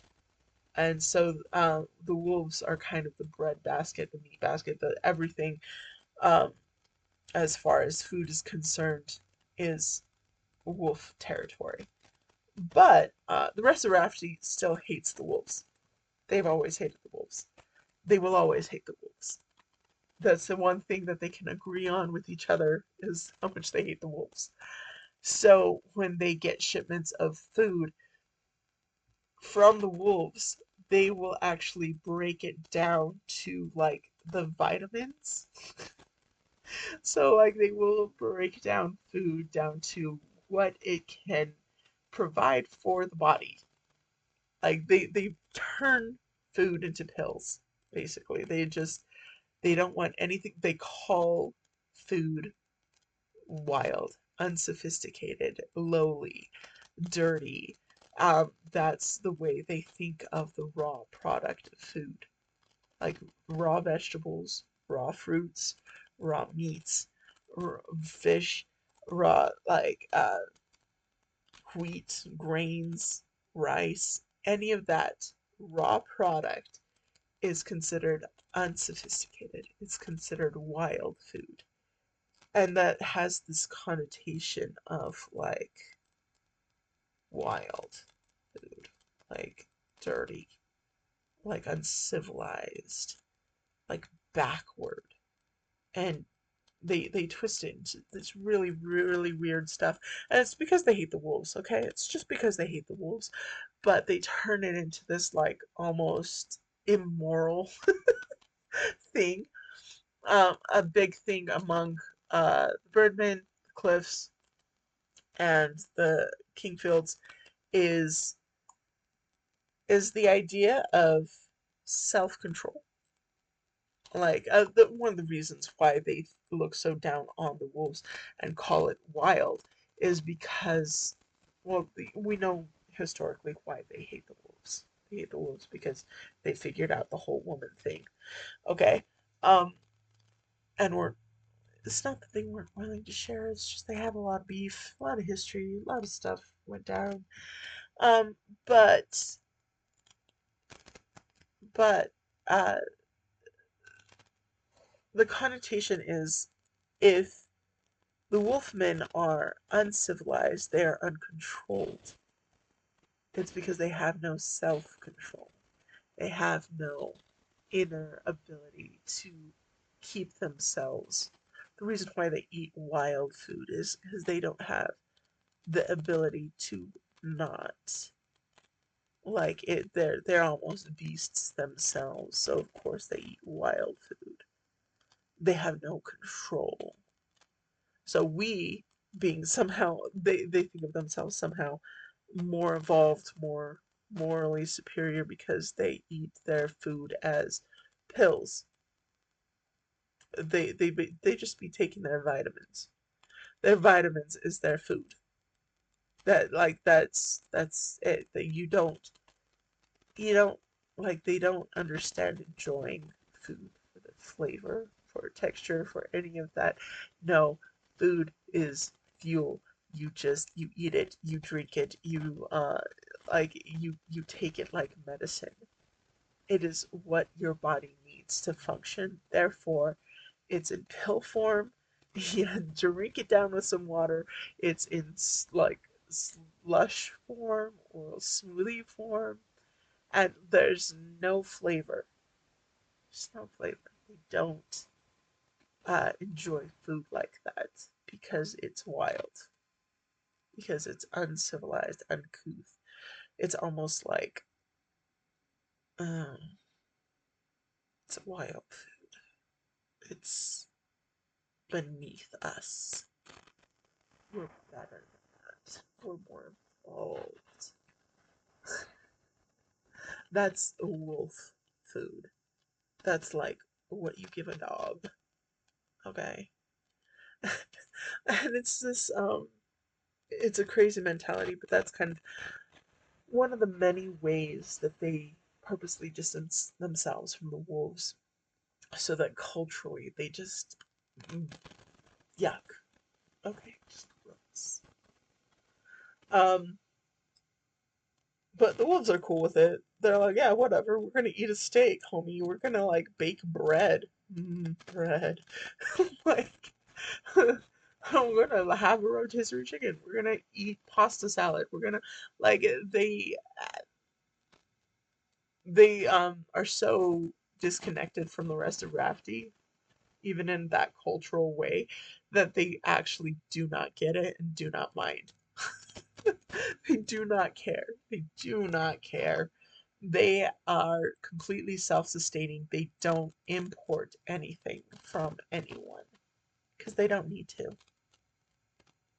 They give their food just willingly, basically. They ship food to the rest of the world because they knew that they'd starve without them. They ship technology that's like more like under treaty sort of stuff. And like part of treaties is that they like you give them a certain percentage of their food, but like literally they're fine. They're fine with it. They don't care. They don't really deal with the rest of Rafty's politics, the rest of Rafty's military, the rest of Rafty's entertainment industry. Like in the Wolf Kingdom, everything is different. Um, from the rest of Rafty. And even the islands are so far different from everybody else. They just live in their best life. As close to the land as they are. They're just good. They're just good. They also are completely self sustaining and have their own like trade routes between islands, and sure they've got some beef between islands. It's just, oh, you're from that island, oh, you must be like this then. They all have their stereotypes and their this and their that, but it never is to the it's not as toxic or to the point of how the rest of the tribes of Rafti are with the wolves. And like the wolves are just like cannot even be bothered to fight you about this. I don't care. So uh as for like you wonder what on earth is Rafty's military doing anyway if they're not fighting the wolves, they're not fighting the islands, they're not fighting the cliffs or the wing kings. Um they protect the whole rest of the planet, which becomes a whole thing later on. There's a reason why they feel they have to protect the whole planet. That's a different story. That involves a whole different group of differentness. So, okay.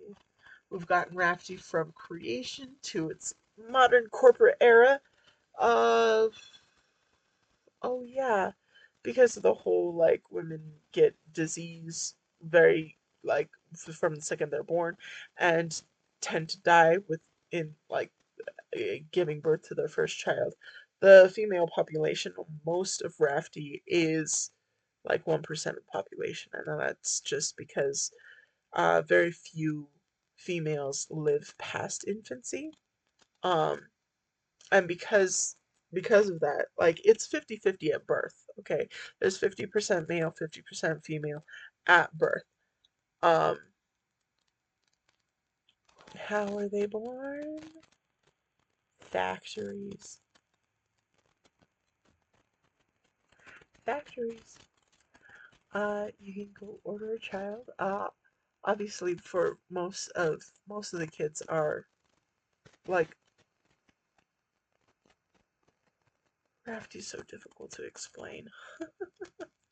Okay, so actually, how the factories really work behind the scenes that nobody knows out about. This is like the corporate espionage sort of stuff that nobody knows about because it would be corporate espionage if they did know about it. Is that there's one other thing that uh, that the wolves give to the rest of Rafty that they don't know about, and it is uh, so it's common that some nations basically, once you reach a certain age, you go do a year of military service. With the wolves, it's the women, and it's not military service. It is you have a certain amount of time in which you give genetic service, which is you get artificially inseminated and have babies for the rest of the nation, the rest of the world. It's kind of horrible, but until they figure out how to make artificial wombs, that's how that's how baby factories actually work. Uh, they are they're actually shadow companies of Wolf Kingdom people, and as part of the treaty of like don't mess with us, we won't mess with you, is this genetic service. Very few, if any, of the rest of Rafty know this.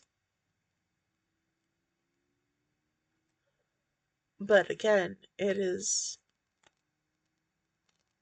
very common because these I say they're wolf owned, but they're not wholly wolf owned. And because they're not wholly wolf owned and operated, uh they are cliff owned, they are Wing King owned and operated, they are uh Kingfield owned and operated. And They don't know. Okay, they are owned and operated in this way, but they don't know what the process is of making a baby. Um, I was gonna have it be more of a volunteer basis, to be honest, because it just feels more humane. But there is quite a lot of like cultural pressure on women of the Wolf Kingdom because of the fact that they know if they don't do this service, that it means more work for less of them. One, and also it means that the planet as a whole fails, and there's a lot of pressure on women in Rafty as a whole, but in the Wolf Kingdom, it is seen as a duty and an honor and all this sort of thing. But there's a lot of pressure just to go basically be an incubator. And it's not cute, it's not pretty, it's not nice, but it is the reality of living on Rafty. If you're outside the islands. The islands have it good, man. I don't know. The islands, they know what's up. Um, but yeah, you are basically a surrogate mom. Uh, you never meet any of the donors at all, ever. It is trade secret that this is how it happens. The doctors that take care of you are all female. Um, that's kind of like it's almost like a community of women that live in these different baby factories. Um, and after your years of service, because your years of service are split between being pregnant and being a nurse, doctor, gynecologist, that sort of situation. Like you are both, you're trained to be both, and you are both. And it's just a community of women that do this service, and they cycle out. So you only have so many years of being a surrogate and being a doctor, uh, prenatal doctor, postnatal doctor. I Rafty's so messed up.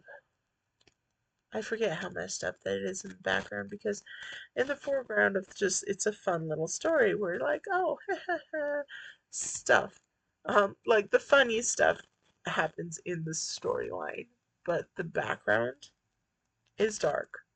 All of my planet's backgrounds are actually really dark. They point at just different things in life and society and all that sort of stuff that like I'm like, what is that about? So Rafty is just about like, what if there was just like, you always hear it's a man's world. What if it really was just an all man's world? Because that's what Rafty is. It's mostly men, just a whole bunch of dudes. It's kind of stinky. Um,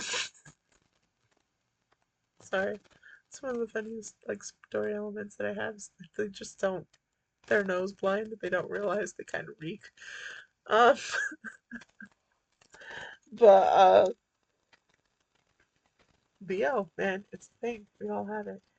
Uh, but when you have nobody telling you, gross, dude, you stink, you're less likely to take a shower. But so at any rate, what are we doing? Rafty's a hot mess, and it's dark, and it's just one of those things like well thought experiment of like how would that work though?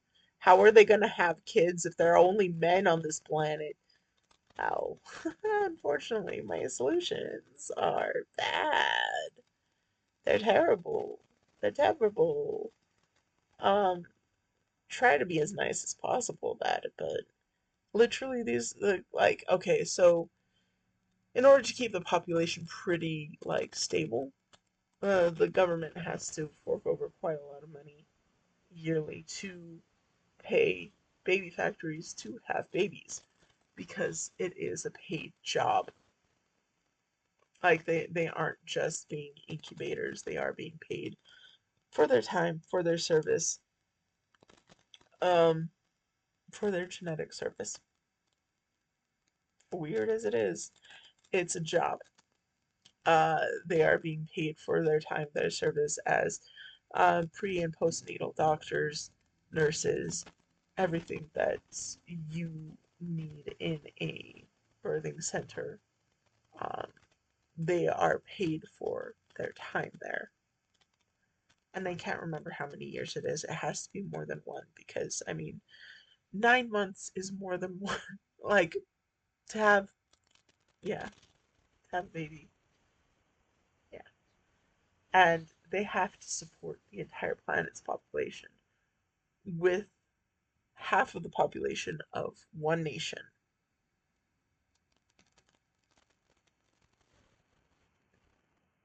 Yeah. So their service is longer than a year. Quite a bit longer. I haven't really sussed out the numbers. But it's pretty it's a job. It is very physical, very emotional, very mental job that they have to do. Well, they say it's voluntary, but it's like but you kind of have to. Because if you don't, somebody else has to work for you. Somebody else has to carry the children that you would carry. You're putting more of a burden on another woman. So there's that. That's fun. That's cute. No, it's not. It's not horrible. Anyways, so Rafti is kind of horrible and sexist in a lot of ways. Um, is what I'm getting at, I guess. Uh, the ways that so the baby is born in the factory, the baby factory. They're 50-50 male female. Um, but most females do not survive.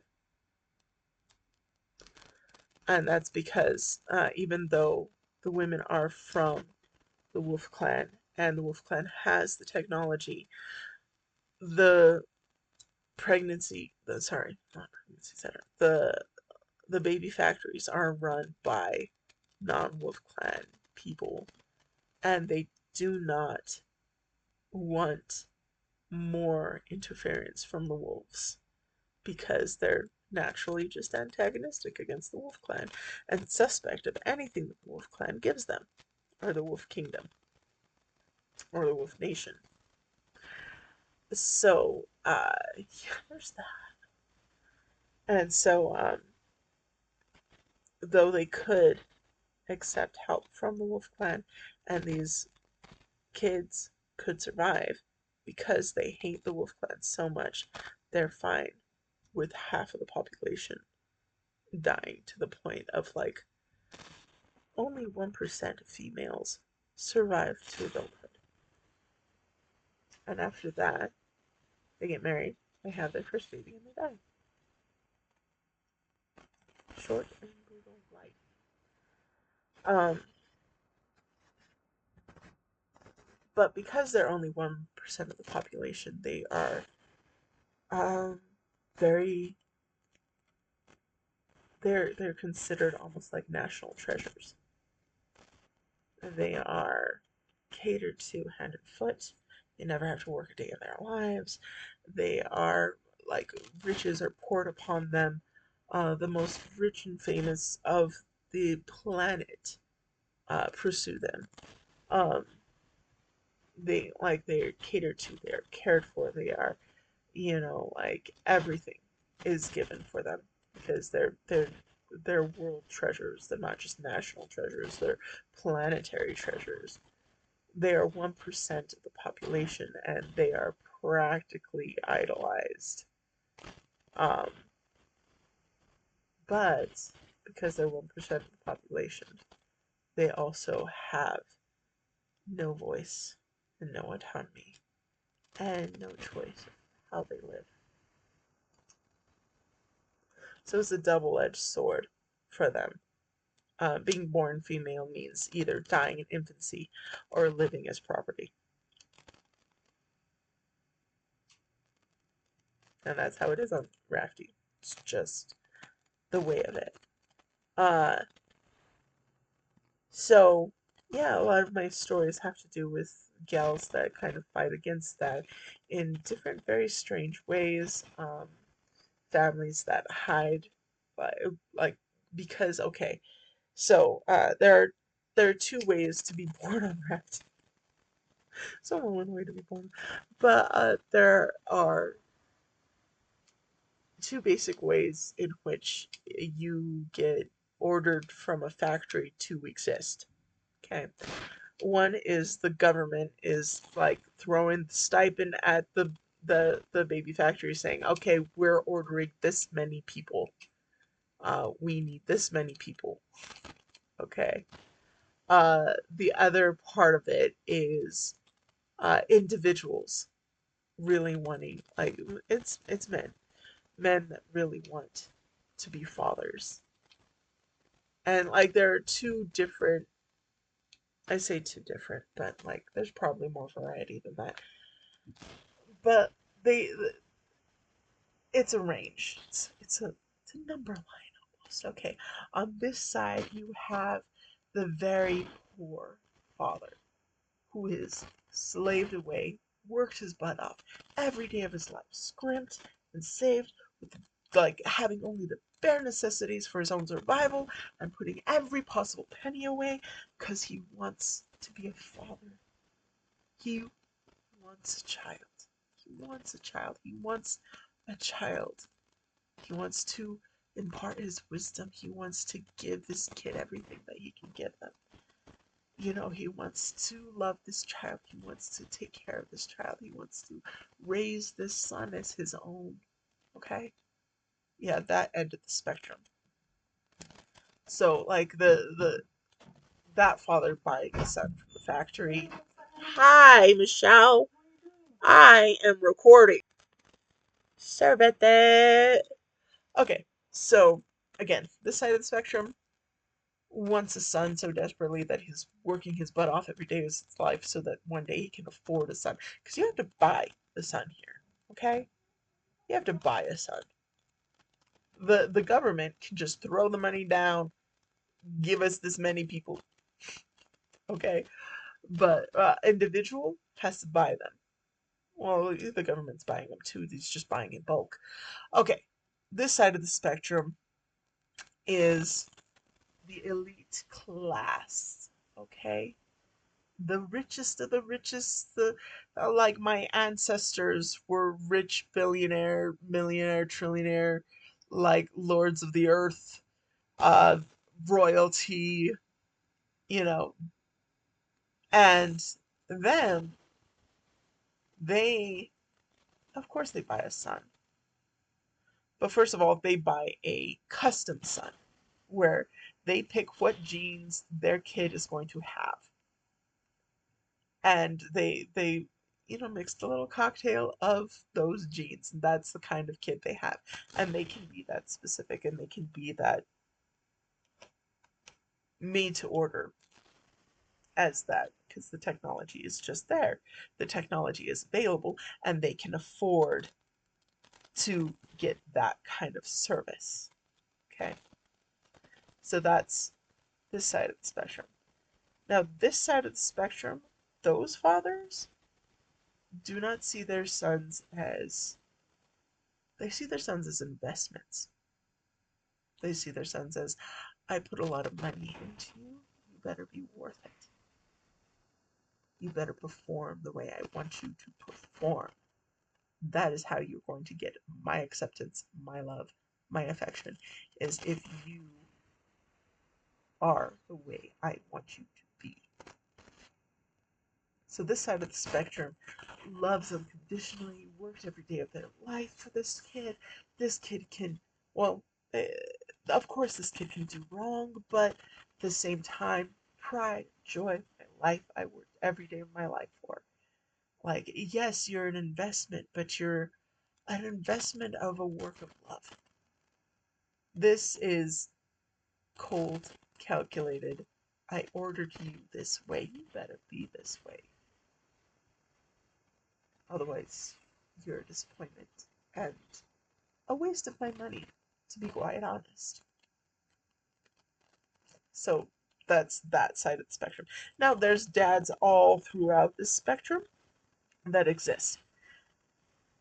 Now, with that in mind, and remembering that birth rate's 50-50, 50% female, 50% male, most of these orders for children uh, are non-viable as far as like they were born women. They were born XX chromosome.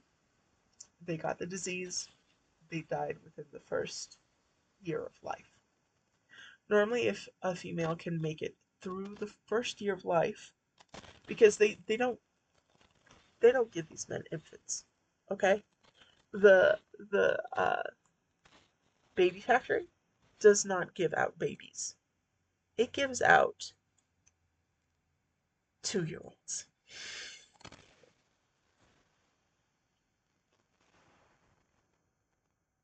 Yeah, when they start developing speech is when a baby's mind starts developing memory. So from birth to 2 years old, they are under the care of the baby factory. And a lot of times that's under the care of the women that gave birth to them. Now, there's a lot of different variation because, the ones that pay top dollar for their kid want their kid to have individualized attention until they're 2 and can walk out of the factory with dad. The poor guy, he can only pay for whatever they can give him. So this kid's more likely to be brought up in a almost daycare-like setting, whereas 6 infants to 1 caregiver kind of thing, kind of situation. All right, and it's a little bit, it's in that range, okay? That lower cost range. Um, yeah, they buy people, guys. It's a gnarly world. Anyways, so there are plenty of times in which a poor man goes to a baby factory, puts down his payment for his child, for his son, and gets called a year into his contract because, again, it's a 2-year thing. Sometimes it's even like 2 years, and you have like almost a payment plan where monthly you're paying for this child, like, for their care, for everything, until they're 2 years old, and then they're yours. But a lot of times during that first year, if it's a 50-50 chance that they get a girl. If they get a girl, they get called right away and said, okay, well, we've made a girl for you.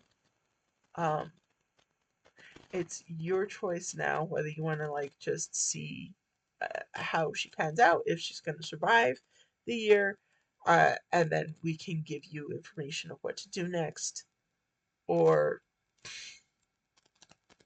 that's pretty much how it goes. Actually, they just let you know, okay, your child is born female. Um, we're gonna wait a year to see if she survives. If she doesn't survive by the end of the year, we'll start again. And that just means that like their payment plan gets extended. And what are you gonna do? You're poor. You're gonna do whatever it takes to have a child. And that's just the way it is. So, but if your daughter lives past that year mark, you're immediately given information of what you can do next. This is called winning the daughter lottery. Because only 1% of women born will survive their first year of life on Rafti, if a poor man gets a daughter that survives the year, that means she will survive to adulthood. And that means he's won the lottery. He has the golden ticket. He can ask for whatever he wants from whoever he wants, and they will willingly give it for the right to his child. Now, a lot of these men that are poor, they ask for another child.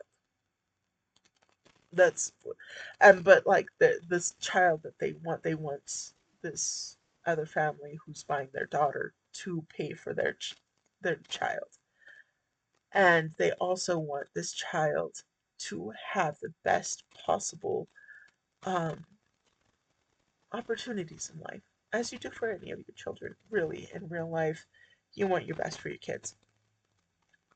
These guys, they can ask the most powerful people in the world to make sure that their child's life is easier than theirs, that their child's life is better than theirs in any way they possibly can. They ask for education, they ask for secure job options, they can ask for whatever they want to pave their child's way in life at the expense of their daughter. So they sell their daughter for a son. And there's a lot of different, well, like I said, most men just ask for another son. They just ask, you know, they call up whatever person or whatever, like they're given the information of pretty much anybody that they'd be interested in making this deal with. And a lot of times it's just like, oh, I want my kid to be in politics. I want them to have political power and clout and da da da da da. And so they will get them in contact with the Cliff families and say, hey, I have a daughter, but I want my son, like for my daughter, I want my son to have a paid education into, um, being a political person. I have no idea about politics, so I have very, very flimsy political uh, systems in any of my worlds. They're very flimsy. I don't know how they work. Like I will suss it out later, okay? I will figure it out eventually. For right now, it's just like political stuff. I want him to be a political guy. Okay. Um that being said, like if you want your son to be a movie star, you would call up the you have your daughter, you would call up the Wing Kings and say, "Hey, I have a daughter, but I'm willing to, like, this is the price of my daughter. I want a son who has his way paved in the entertainment industry. Um, you want your kid to go into the military. You want him to go into education. You want him to go into like any of these other things. Like you want him to go into law enforcement. You want him to go into emergency services. You want him to go, like, whatever plans you have for your child, for your son, you can trade your daughter to pave that path for your son. So, what happens after a poor man wins the daughter lottery? He gets what he wants. And some of them don't even do the whole son thing. Some of them just, I have stories of certain ones that like ask for a pirate ship, so they can just head off on the high seas and be a pirate. I have some of them ask for a mountain. Just they just want to live off the land. They don't want to deal with society anymore. Just want to bug out. All of these are different ideas, different options for them. So they win. They win the daughter lottery. So what happens to these girls is when they turn 3. So if you're a boy, you go to meet your father at 2 years old. If you're a girl, when you're 3, you get taken to a wife school. It's a private school, private setting.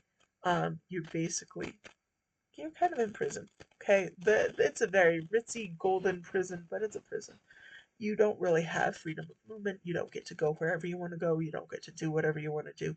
You are trained to be the wife of whoever it is that bought you. Now, a lot of times, the uber rich people, they'll buy a son and they'll buy a wife for their son. And that's how it goes. They buy themselves a son, they buy themselves a wife for that son. And sometimes it's a little like different in the timeline. Sometimes if they get a call for somebody who's selling their daughter and they don't have a son yet, they'll buy the daughter first and then the next day call the baby factory and set up or have a son. Okay, so so the way they work that is like say you they they sold their daughter to the Cliff family. So the Cliffs they take, well, they don't take the girl personally, but they transport this girl from the baby factory to the wife school that teaches that her the Cliff life values. Okay, so she's taught about the politics. She's taught about the laws. She's taught about all the things that uh, the Cliffs want their wives to know about. What's the point? I don't really know. Because a lot of times, once they come of age, they immediately just go get married, get pregnant, and die. So I don't know what the point is of having a conversation with somebody that's just gonna die in a year. But I guess as a trophy, because then again, these are like the uber rich, you know, they don't make a whole lot of sense. But to them, having a wife in the family is like having a trophy that they just get to wave around for a good long while. Um, Again, Rafti is very, very controlling about information. So how babies are made is strictly illegal information. The only people that know how to make babies are women. That's 1% of the population, and that 1% of the population knows that once they get pregnant, they've got 9 months to live. So, how forthcoming would you be about telling somebody how babies were made if it meant you were going to die in 9 months?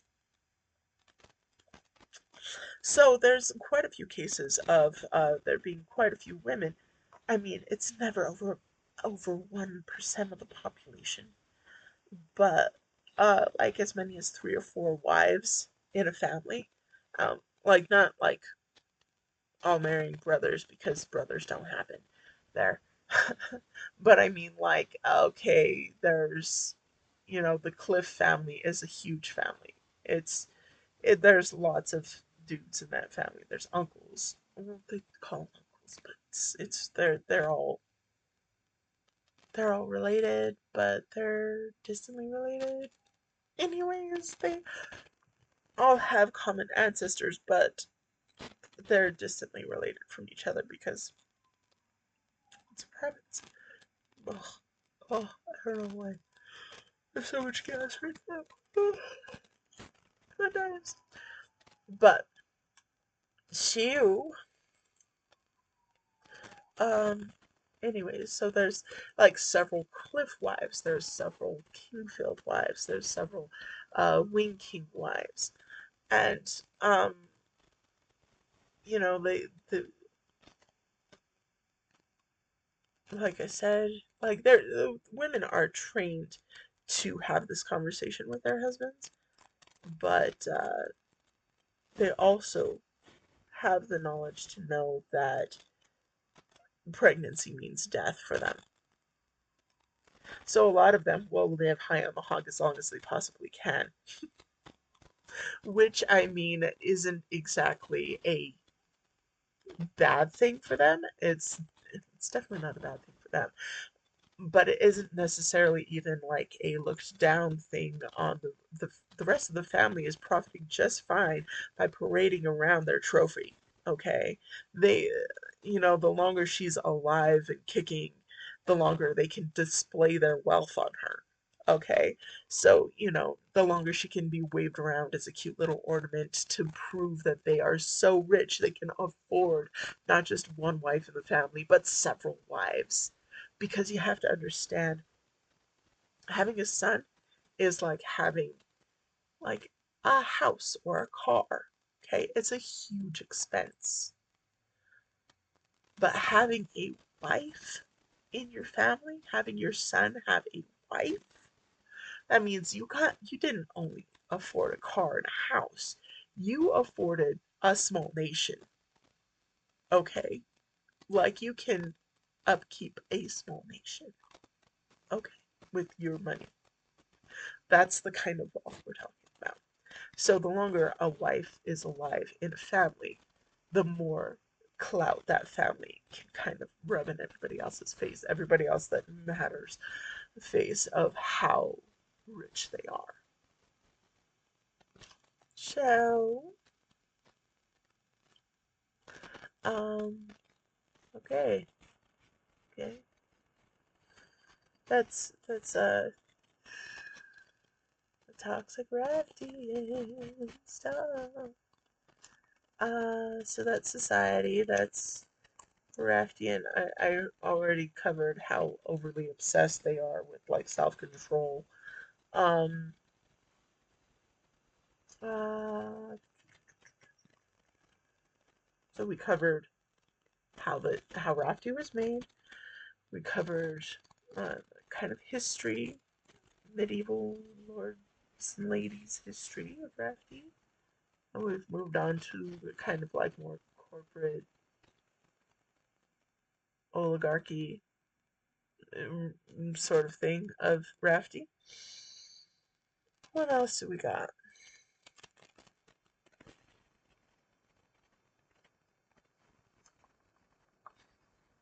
I think that's it. I think that's all I have for Rafty. You kind of know a little bit about society and how that works. I didn't really cover much of how politics works on Trebek, because that's kind of fun. It's kind of gladiatorial, but it's kind of fun. Oh, why am I so bad? I kind of want to worry about myself sometimes. Why does my brain work like that? It's kind of terrible. Well, the whole reason why Rafty is this awful is because in the main bulk of the stories that I write about in Rafty is the long fight to like having equal treatment for women. So it has to start in an awful, dark, kind of messed up place in order for like I said, like heroes can only fight evil. So if you don't have evil in your stories, what are they fighting for? What are they fighting against? So this is kind of the evil. This is the baseline. This is the what do they call it? Crap sack world that you have to navigate and then conquer and make better. So the point of having worlds that kind of show like the most dark parts of humanity and mankind and all that sort of stuff is to show that heroes and people can rise above it. People can um, they can defeat it, and that's so. Even though this is a very dark story, even though there's a lot of very morally questionable, very bad things going on, I want to let you know the main bulk of these stories is fighting against inequality, fighting against in every possible way the messed upness of the crab sack world. Because there's hope. There's always hope. You fight for the best and eventually you win. Um and I believe that. I believe good things come when you fight for them. Okay. Alright, well I'm gonna stop now. And yeah, that was Rafti, Appendix C. See y'all later. Bye.